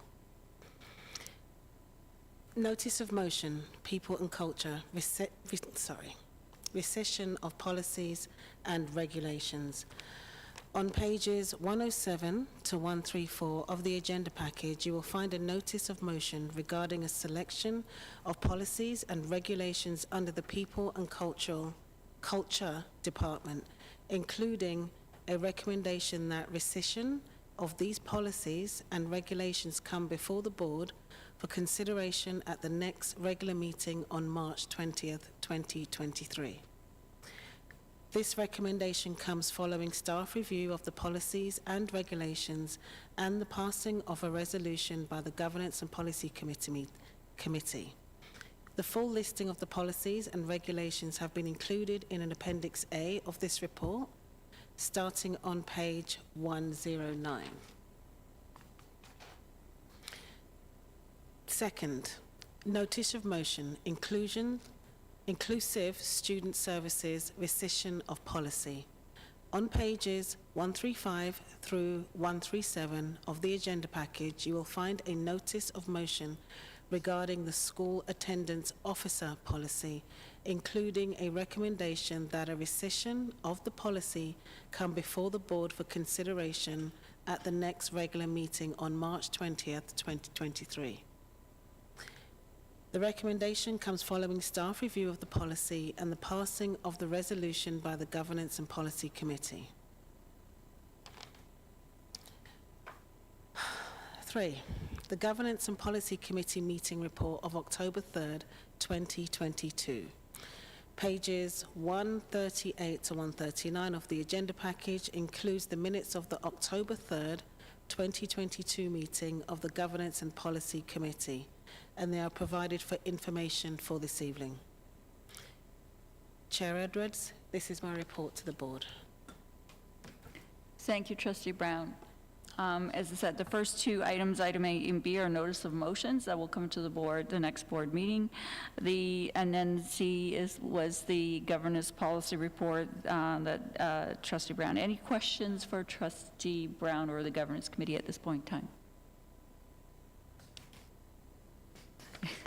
Seeing none, thank you for the report. Moving on to item D, which is the Special Education Advisory Committee report from December 15th. I'm Trustee Miller. Thank you, and through you, Chair.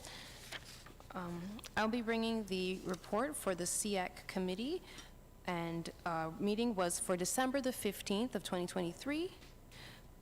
Sorry, of 2022. We had our meeting in December. We had in staff Superintendent Andrea McCauley and Mental Health Lead Stephanie Pellebor. Also in attendance was myself and Trustee Deborah Oldfield, and alternate Trustee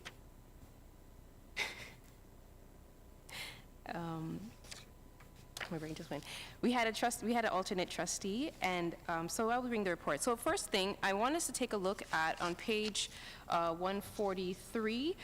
We have some interesting things to report. So first, I will look at my first item is current service statistics.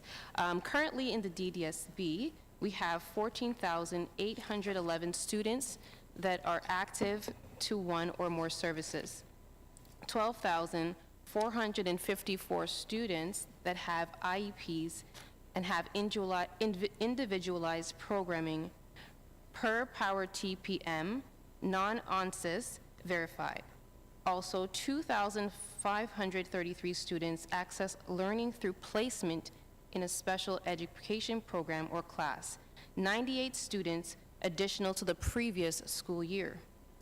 With referrals and service from all teams, including audiology, hearing resource, and vision resource, the team is currently supporting 20,254 students.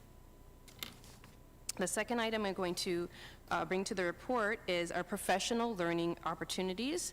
We discussed in the meeting, there were several opportunities for educational assistance, and they took place on November 18th.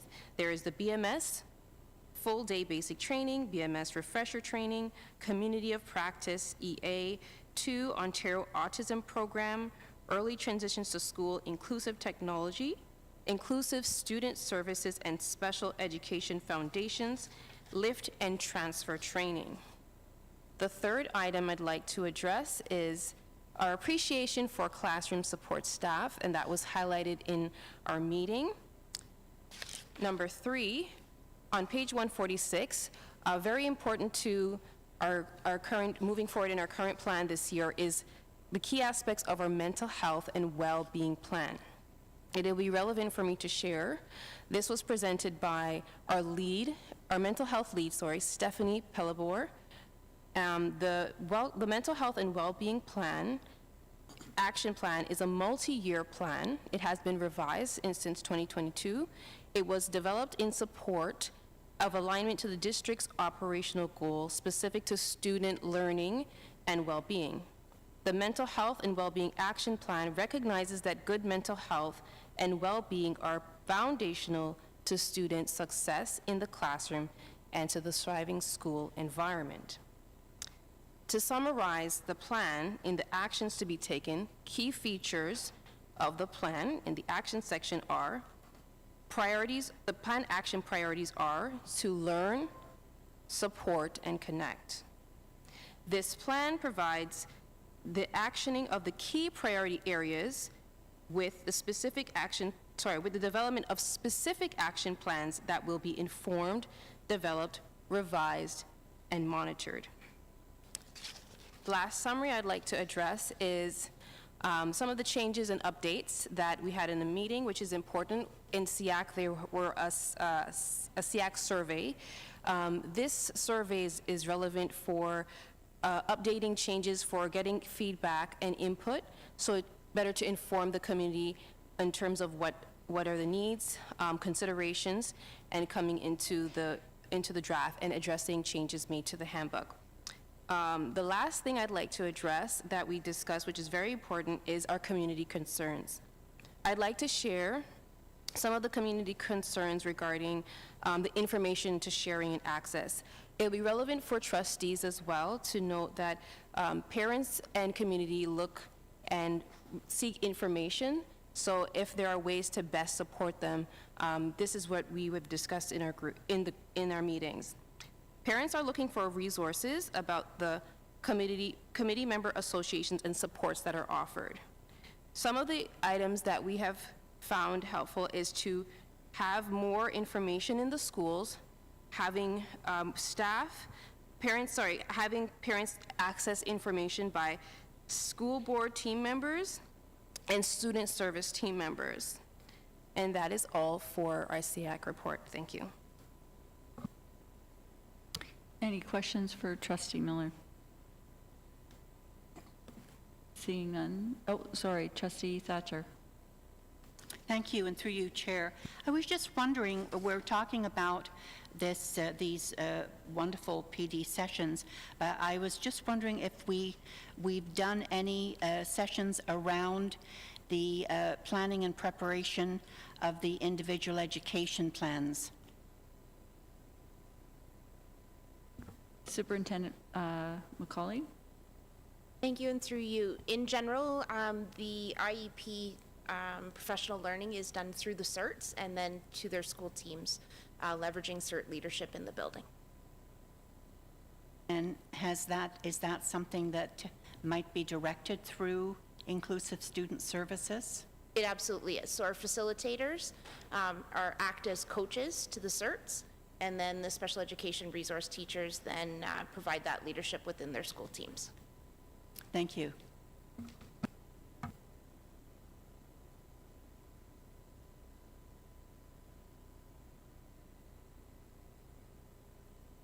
Trustee Miller. Just to note, there was one key item that I did miss. I apologize. If I have the moment to just share it, really? Okay. So also in our meeting, we discussed the document, SEAC consultation on the DDSB document, Many Paths, Student Supporting Planning document. The DDSB resource document consultation, Many Paths, formerly Pathway to IPRC, was moved to an open discussion in order to allow for full contribution to return to an in-person meeting format. Under the Education Act, boards are required to outline their process, and around IPRC, they revised just before COVID, and SEAC had impact on shaping these revisions at the time. Formerly, Pathway to IPRC was focused on supports for students and related programming actions rather than focus on IPRC as focus. The needs to embed further alignment with policies and procedures, Indigenous rights, human rights, and equity. Example of change will be explicit first step of educator building a relationship with the student. Inclusive Student Services processes these shifts needs to be reflected in the document. And that is the rest of the report. Thank you. Thank you, Trustee Miller. Seeing no further questions, thank you for the report. Moving on to the OPSPA report, Trustee Cunningham. I have nothing to report at this meeting. Thank you. Thank you, Trustee Cunningham. The days of significance for the rest of February and March can be found on pages 150 in your agenda package. Moving on to correspondence, there's an action item. We received a letter from the Toronto. Order. Sorry. I think we have item F. Oh. Item F. Sorry, I forgot to add the item F, as far as the agenda item, as far as what was brought forward from Trustee Stephen Linton. Go ahead, Stephen Linton. Thank you, and through you, Chair Edwards. A question was received from a parent regarding naloxone being on site and present for high schools. I will admit that I was shocked to hear that our stance is based on prevention and no mechanism of intervention. There has been a substantial increase in the use of vaping products, also known as electronic cigarettes or e-cigarettes, with or without nicotine. Among Canadians in recent years, data from the Canadian Student Tobacco, Alcohol and Drugs Survey, CST-ADS, indicate that the prevalence of vaping in the past 30 days among students in grades 7 to 12 doubled from 10% in 2015-2016 to 20% in 2018 through 2019. While not directly comparable, results from the 2017 Canadian Tobacco, Alcohol and Drug Survey and the 2019 Canadian Tobacco and Nicotine Survey show an increasing trend in vaping prevalence among Canadians aged 15 years old from 3% in 2017 to 5% in 2019. It is important to note that while vaping and opioid addiction are separate issues, they are not mutually exclusive. Some individuals may use vaping as a means of reducing or quitting smoking, while others may use it as a way to consume drugs such as marijuana. It is important to take a comprehensive approach to addressing these issues and to consider their potential intersections.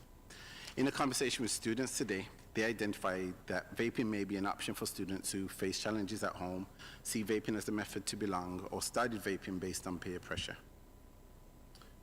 While there is limited data on naloxone use, specifically among students in Ontario, the provincial government has already taken steps to increase awareness of naloxone and its importance in preventing opioid overdoses. In 2018, the Government of Ontario introduced a new policy requiring all publicly funded colleges and universities in the province to have a plan to address opioid overdoses on campus. This policy includes requirements for naloxone availability, training for staff and students, and protocols for responding to overdose emergencies. Again, the data is limited, but I don't believe it's a far stretch to assume that many students have been vaping before they reach post-secondary education. In the same conversation at the school today, the following questions were asked. How many of you have walked into a washroom when someone was vaping? Overwhelmingly, over 95% of the students stated that they had been in this situation.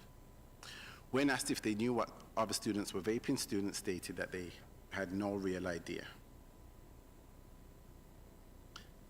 As a school board that understands the challenges of drug use within our system, given the challenges that our students face, I believe it is important for us to ensure that we are doing all that we can to present the reality about the use of vaping and opioids to our students. This, I believe, is taking place as within the last 2 weeks there was a symposium in this very building, the Leader in Me Awareness to Action Student Conference with the Durham Youth Drug Awareness Strategy. However, we cannot ignore that there needs to be an intervention method should a student choose to engage in substance use on school property and require appropriate medical attention. In this case, no matter how seldom the use of opioids is, including the potential mixing with substances used to vape, naloxone could be the difference between life and death.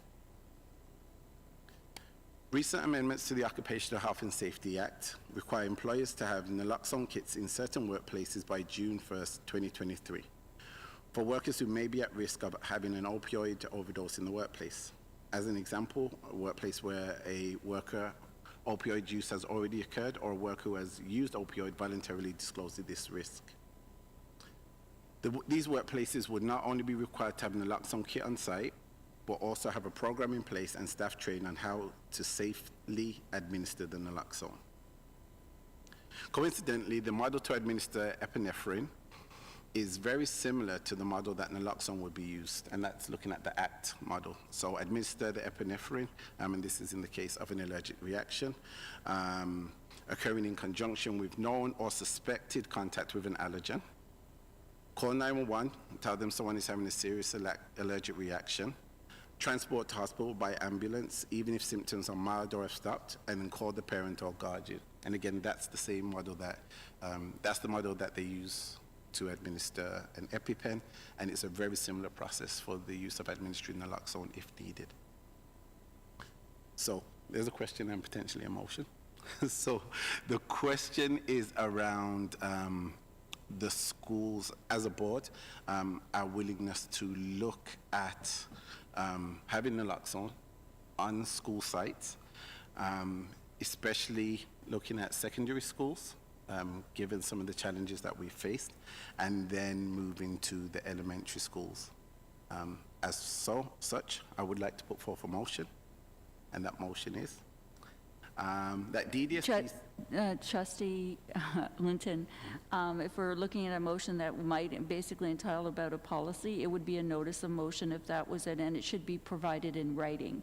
So at this point in time, if you're going to have a question, we'll have the question, and then if you want to do an actual notice of it'll be a notice of motion, and it has to be in writing, because that's a lot for trustees around the table to actually have the opportunity to digest and get the information from staff as well.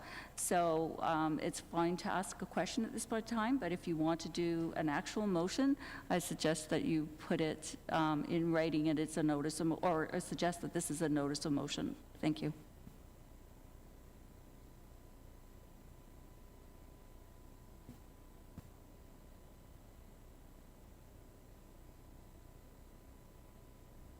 So then I'd like to ask staff a question around the feasibility of providing naloxone and training to all schools within DDSB in a two-tiered implementation that looks at high schools and then elementary schools.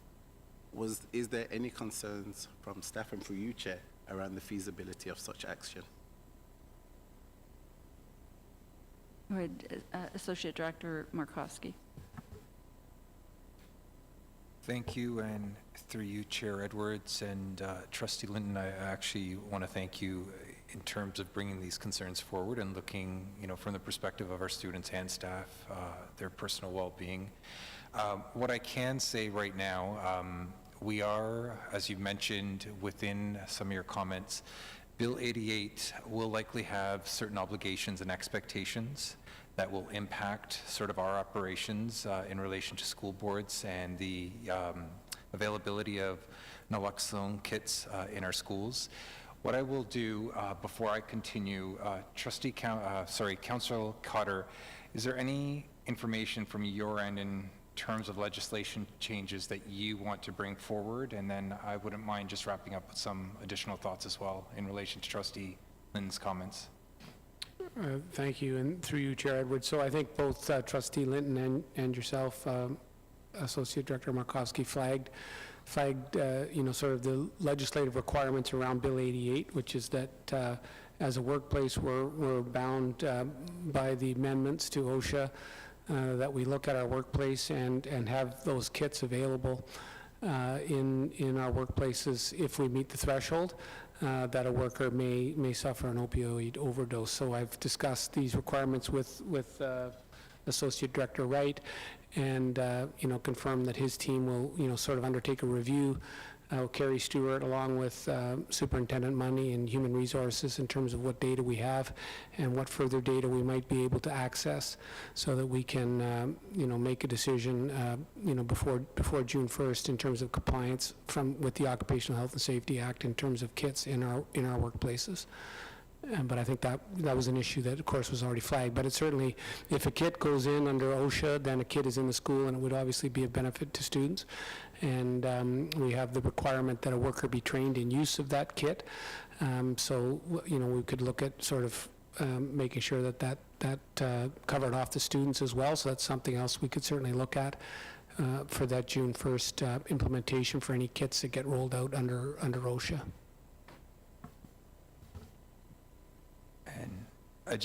I wanted to echo the last piece of information there that Councilor Cotter shared. Was my recommendation would be for us to review through our Health and Safety Department and People and Culture Department in terms of our understanding of sort of where the current legislation in relation to the Occupational Health and Safety Acts requires us to implement such structures.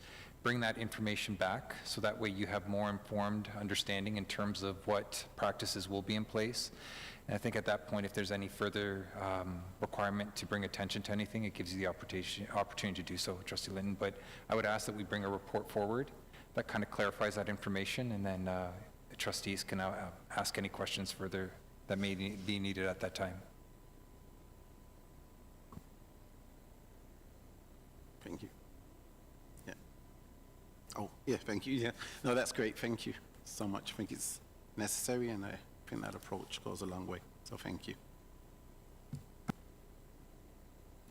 Sorry, Student Trustee Cameron. Thanks, Chair.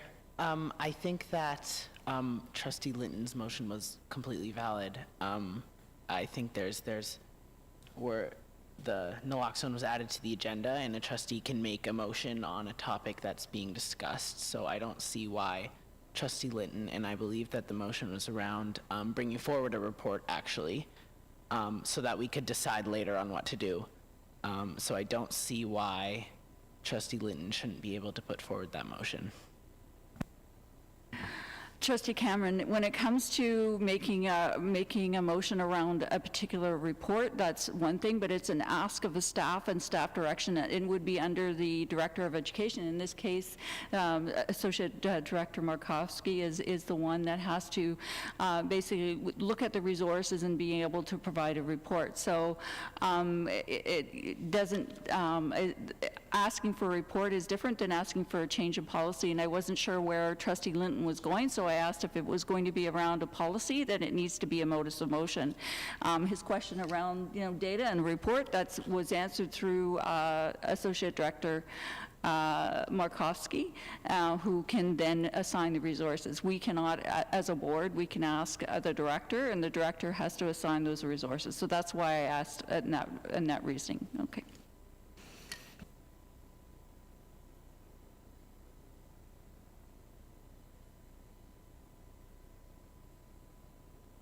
Trustee Cunningham. Thank you, and through you, Chair. I understand that there are certain legal obligations under OSHA, but I don't think that doing the bare minimum is what we should be looking at here. So even if it is not required under the law for us to have naloxone kits on site, I don't think that should be the deciding factor in whether or not we have them. So if Trustee Linton would not like to bring forward a motion around establishing that policy, I would.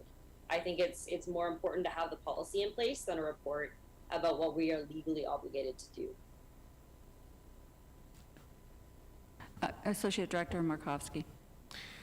Thank you, and through you, Chair Edwards. And Trustee Cunningham, really the ask is for us to conduct a review right now through the Health and Safety Department and our People and Culture Department to get a better understanding through Bill 188 what our expectations and obligations are, in particular knowing that June 1st is a key deadline.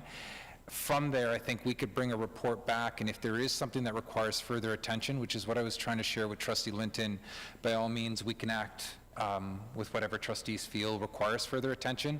But I would just ask that you give us an opportunity to put that report together. It would allow you to make a more informed decision in terms of policy development. Okay, thank you. Thank you. Okay, sorry. So Trustee Oldfield?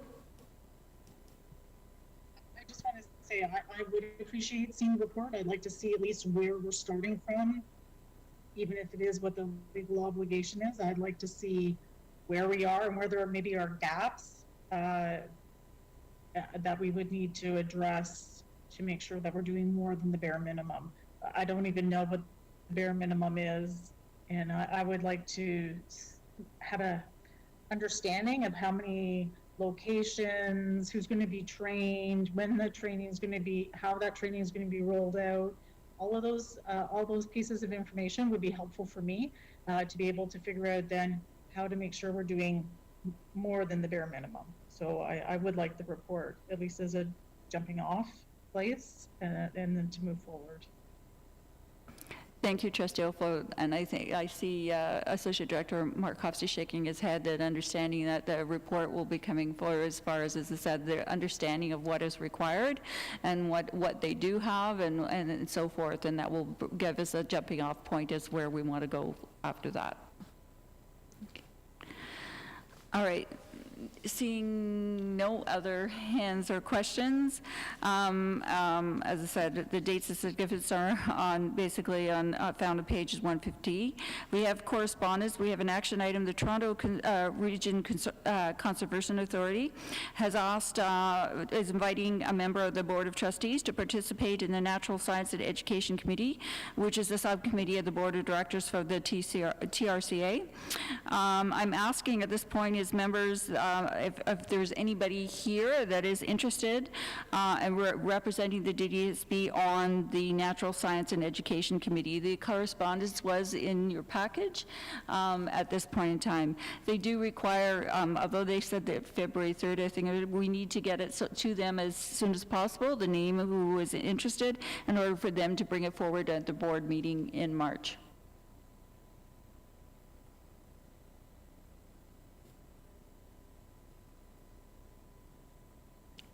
Trustee Brown. Holly, are you there? Pardon? It took us out of the meeting for a second. Sorry, some of us remotely were taken out, so. Yeah. You need to give us a sec, probably till I'll come back in. Okay, thank you. My hand is up. It was up.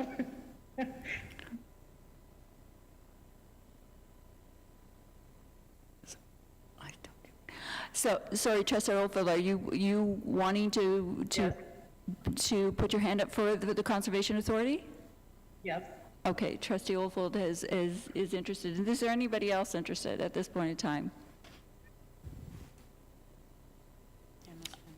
Emma, is your hand up? Sorry. Yes, it is. I would be interested as well. Okay, so when it comes to this,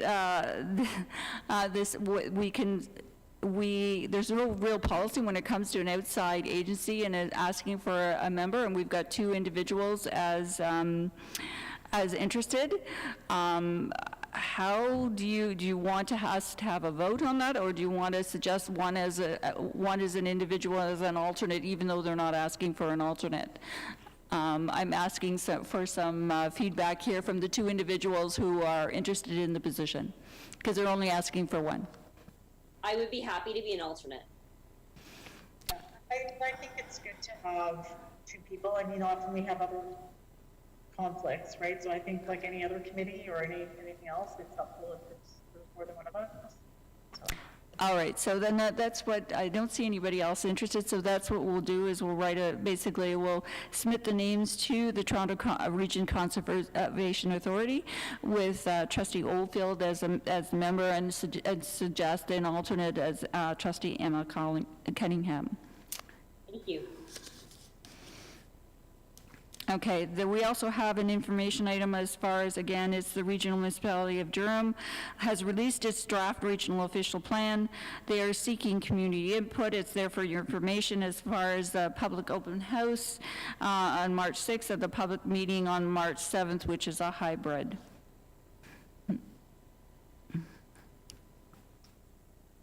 All right. Trustee Cunningham. Thank you. I just want to speak to that correspondence from the region of Durham. As we all know, we are seeing our schools filled to overflowing. We just had that discussion earlier today about changing boundaries in order to make Clara Hughes sustainable for the future. And we know that when we were knocking doors during the campaign, the number one issue many of us heard was the overcrowding in schools. I want us to read through the proposal from the region extremely carefully and be sure, I'm sorry about my cat, and be sure that we are really pushing as hard as we can for both the municipalities, the region, and the MPPs to ensure that schools are being planned and built and funds put aside for such as they do their planning. So I would really like us to keep a close eye on this and look into making our voices heard. Thank you, Trustee Cunningham. I'm wondering if Associate Director Wright might want to comment on as far as the process, as far as staff commenting on official plans at this point in time. Thank you, Madam Chair. I think through the recently passed legislation, some change some changes have been made to municipal planning and ministerial zoning orders going through, which can designate properties for residential construction that we're still trying to figure out. So we're doing our best to work closely with all of the Durham region municipalities to ensure that we're represented when decisions are being made on residential development. I wouldn't say that we are at this point in all cases, but certainly we are working to ensure our voice is represented. Thank you, Associate Director Wright. Seeing that, Trustee Penello, sorry. Nope, you nailed it. Thank you, Chair. Through you, I did want to ask on page 169, there is 6.12. It says future involvement, and I just had a question. So first, it essentially says if a person or public body doesn't make an oral submission or a written submission, essentially you're not entitled to appeal the decision and you're not added as a party to the hearing of the appeal, so on and so forth. But this particular part made me wonder, has it in the past been a thing where a board of trustees or the board by way of the director has submitted written recommendations to such a review? Like, is that within sort of our purview? Is it something that we could contribute to collectively as a board? I'm going to pass that to Associate Director Wright because in my timeline, I haven't seen as far as comments from the board on official plans, so I'll pass on to Associate Director Wright if he has any knowledge at this point in time. Thank you. I don't have any knowledge of feedback being provided from the board directly. I do know that our planning department does follow where they're informed of these processes closely and does provide feedback on behalf of the board from a planning perspective. I'm not 100% sure in this case if we have done so. I do believe that we have. This Envision Durham actually did come forward through staff a couple of months ago, so we are aware, and I do believe that we did provide feedback, but not aware of anything that's ever come directly from the board.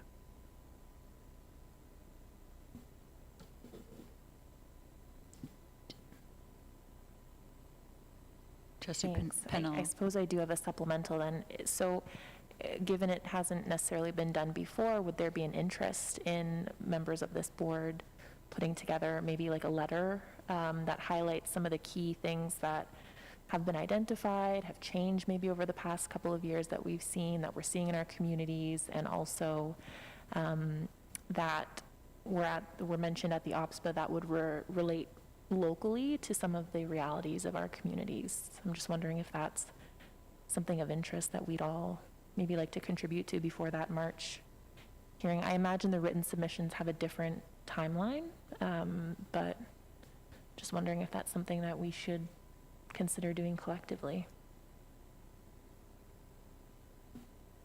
Comments around the board about writing a letter, drafting a letter, basically around challenges around basically school capital building and concerns to the region of Durham for submission around the official plan. That's what I'm kind of guessing that I'm summarizing from your comments, Trustee Penello. Yes, thank you. So comments around the board table.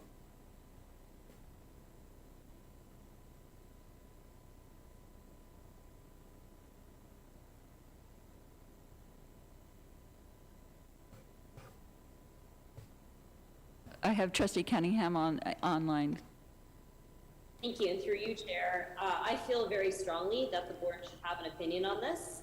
Ultimately, this comes back to us in terms of parents' concerns. They reach out to the board first and foremost, and I think we do have a responsibility to state a position on that and fight to have our voice heard every step of the way, whether it's the planning team to their planning team, whether it's the board to the regional council. I think anywhere that we can insert ourselves, we have the responsibility to do so on behalf of our students and fight as hard as we can for them to have the optimal learning environment, both current students and future students moving into Durham.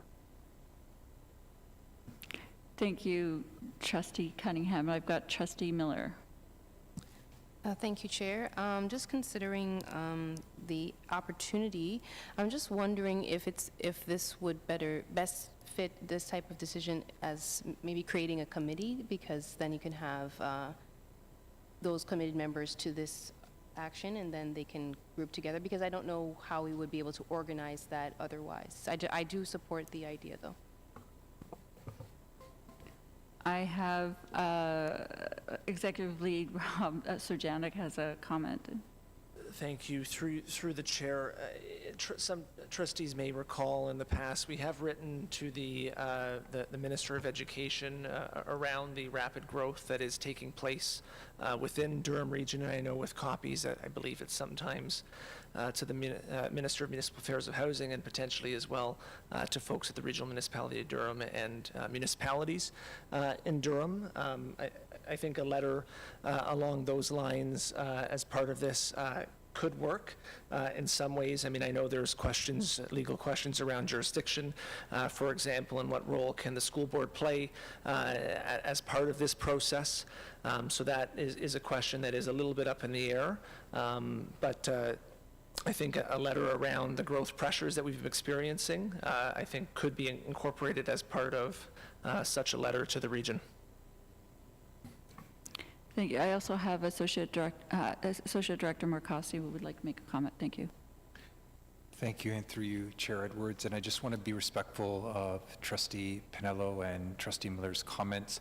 But if it's the will of the board, we could, through our facilities department, perhaps draft a letter with some of the recommendations that are coming forward in relation to the growth trends in our district and our capital priorities.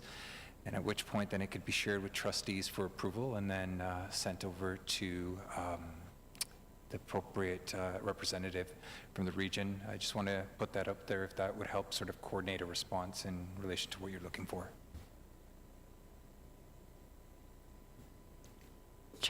Okay, I've got Trustee Thatcher. You just vanilla before me? No, I didn't. It just, you're out there and I said shift. I think that it's certainly worth some consideration. We have, this is something that has really been top of my list of priorities for some time. So I'm very interested in making sure that we stay on top of the communication.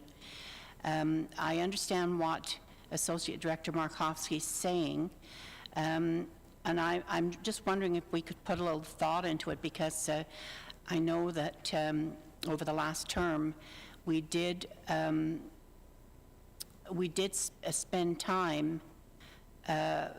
We've had a couple of Zoom meetings with people in our planning department, and they are exceptional in their knowledge. I'm just wondering if there's some way that we could coordinate that, where we have maybe a committee of trustees or some trustees, and who would then maybe meet with the planning department, and we could proceed from there in terms of putting together a letter. Associate Director Marcosi first, and then I'll go to Trustee Pinello afterwards. Thank you, and through you, Chair Edwards. Trustee Thatcher, if that is the will of the trustees, we could absolutely work with a small committee just to bring some thoughts together to help draft a response. I don't foresee that being a concern. Sorry, Trustee Pinello. Thank you, Chair. Through you, I appreciate the support and the insights and the suggestions made by fellow trustees and Associate Director Markovsky. I think, too, that's a really good starting point, whether it's through a working group, a subcommittee, or otherwise. I think certainly tapping into facilities expertise in terms of the trends that they're seeing, and then using that and using the various experiences and community ties of each trustee to really add sort of the equity lens or the on-the-ground grassroots lens in terms of here's the data that we're seeing and the trends, and this is the impact that it's having. to add that local connection, I think is really important. So I'm not against a working group. My only thing is that I think before we send the letter, if we do allow for trustees, even if it's a sentence or two and everyone contributes a part of the story, it would be something that we could weave together that would, you know, complement the data that we would get from the facilities department and really highlight. In this instance, I have a ton of stories about Clara Hughes that I think just kind of humanize the whole, add that human element to what these numbers actually mean and what that growth looks like. So I'm not opposed to either method.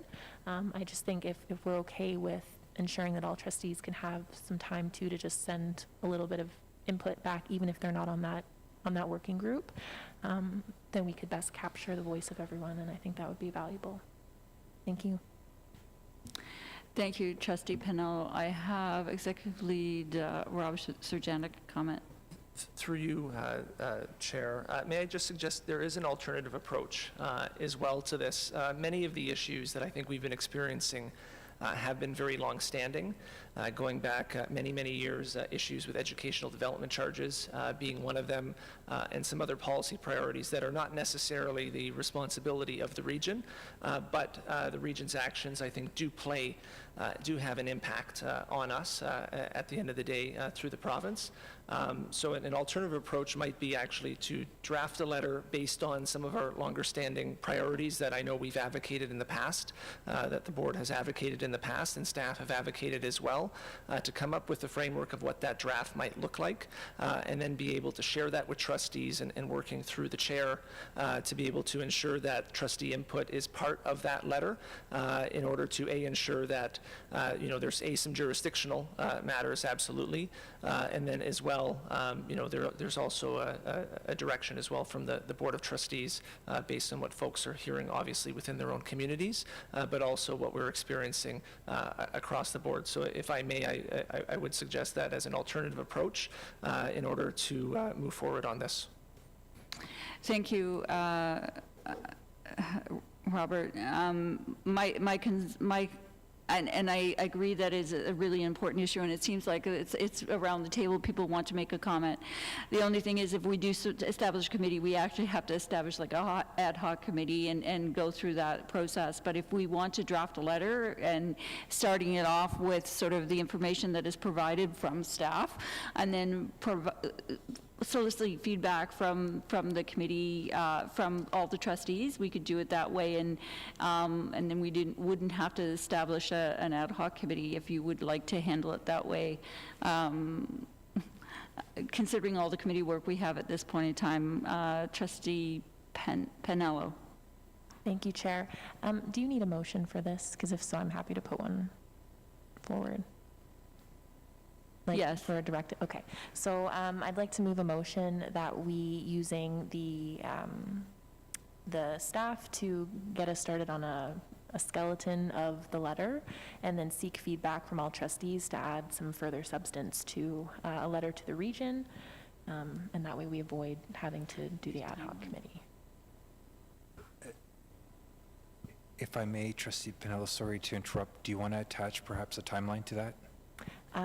Sure, I would love to. So I believe the targeted date is March the 6th. Is that correct?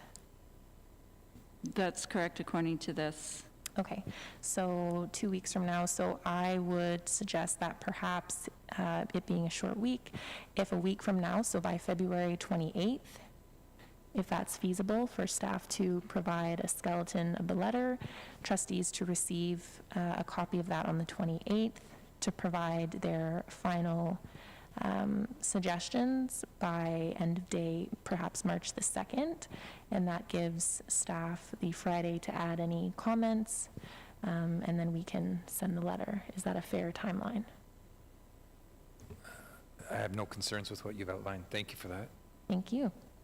Okay, so we have the motion to basically to draft a letter to the region around the official plan, and so that it could be submitted by March the 6th. Do I have to put all the other timelines in there? in that motion. I don't know if you have that, Kathy. I guess the initial draft was February 28th, did you say? And so that trustees can basically provide their input for the final draft to be available for March 6th. Sorry, Chair Edwards, I believe it was for staff to provide the draft by the 22nd. Okay. And for trustees to respond with our feedback by the 28th. Okay. So the draft by the February 22nd. Sir? That's tomorrow. That was the 28th. Sorry, Okay, you're Trustee correct. Pinello. You're correct. I'm sorry, and I apologize, Kathy. I forgot that you actually have to write down all the things that I'm saying. The motion was that the facilities staff help us create a skeleton version of this letter by February the 28th, 2023, and that trustees are provided with it on that date and provide their feedback and thoughts and additions to the letter by March the 2nd, 2023. And that staff complete the letter, given all feedback from trustees, March the 3rd, 2023, so that we can submit that on March the 6th. I hope I didn't speak too fast. Okay, so that's good. But, okay, everybody has that, I think. Okay, so we have that motion on the floor. We need a seconder. Trustee Cunningham, I'm sure. All those in favor? Opposed? Seeing none.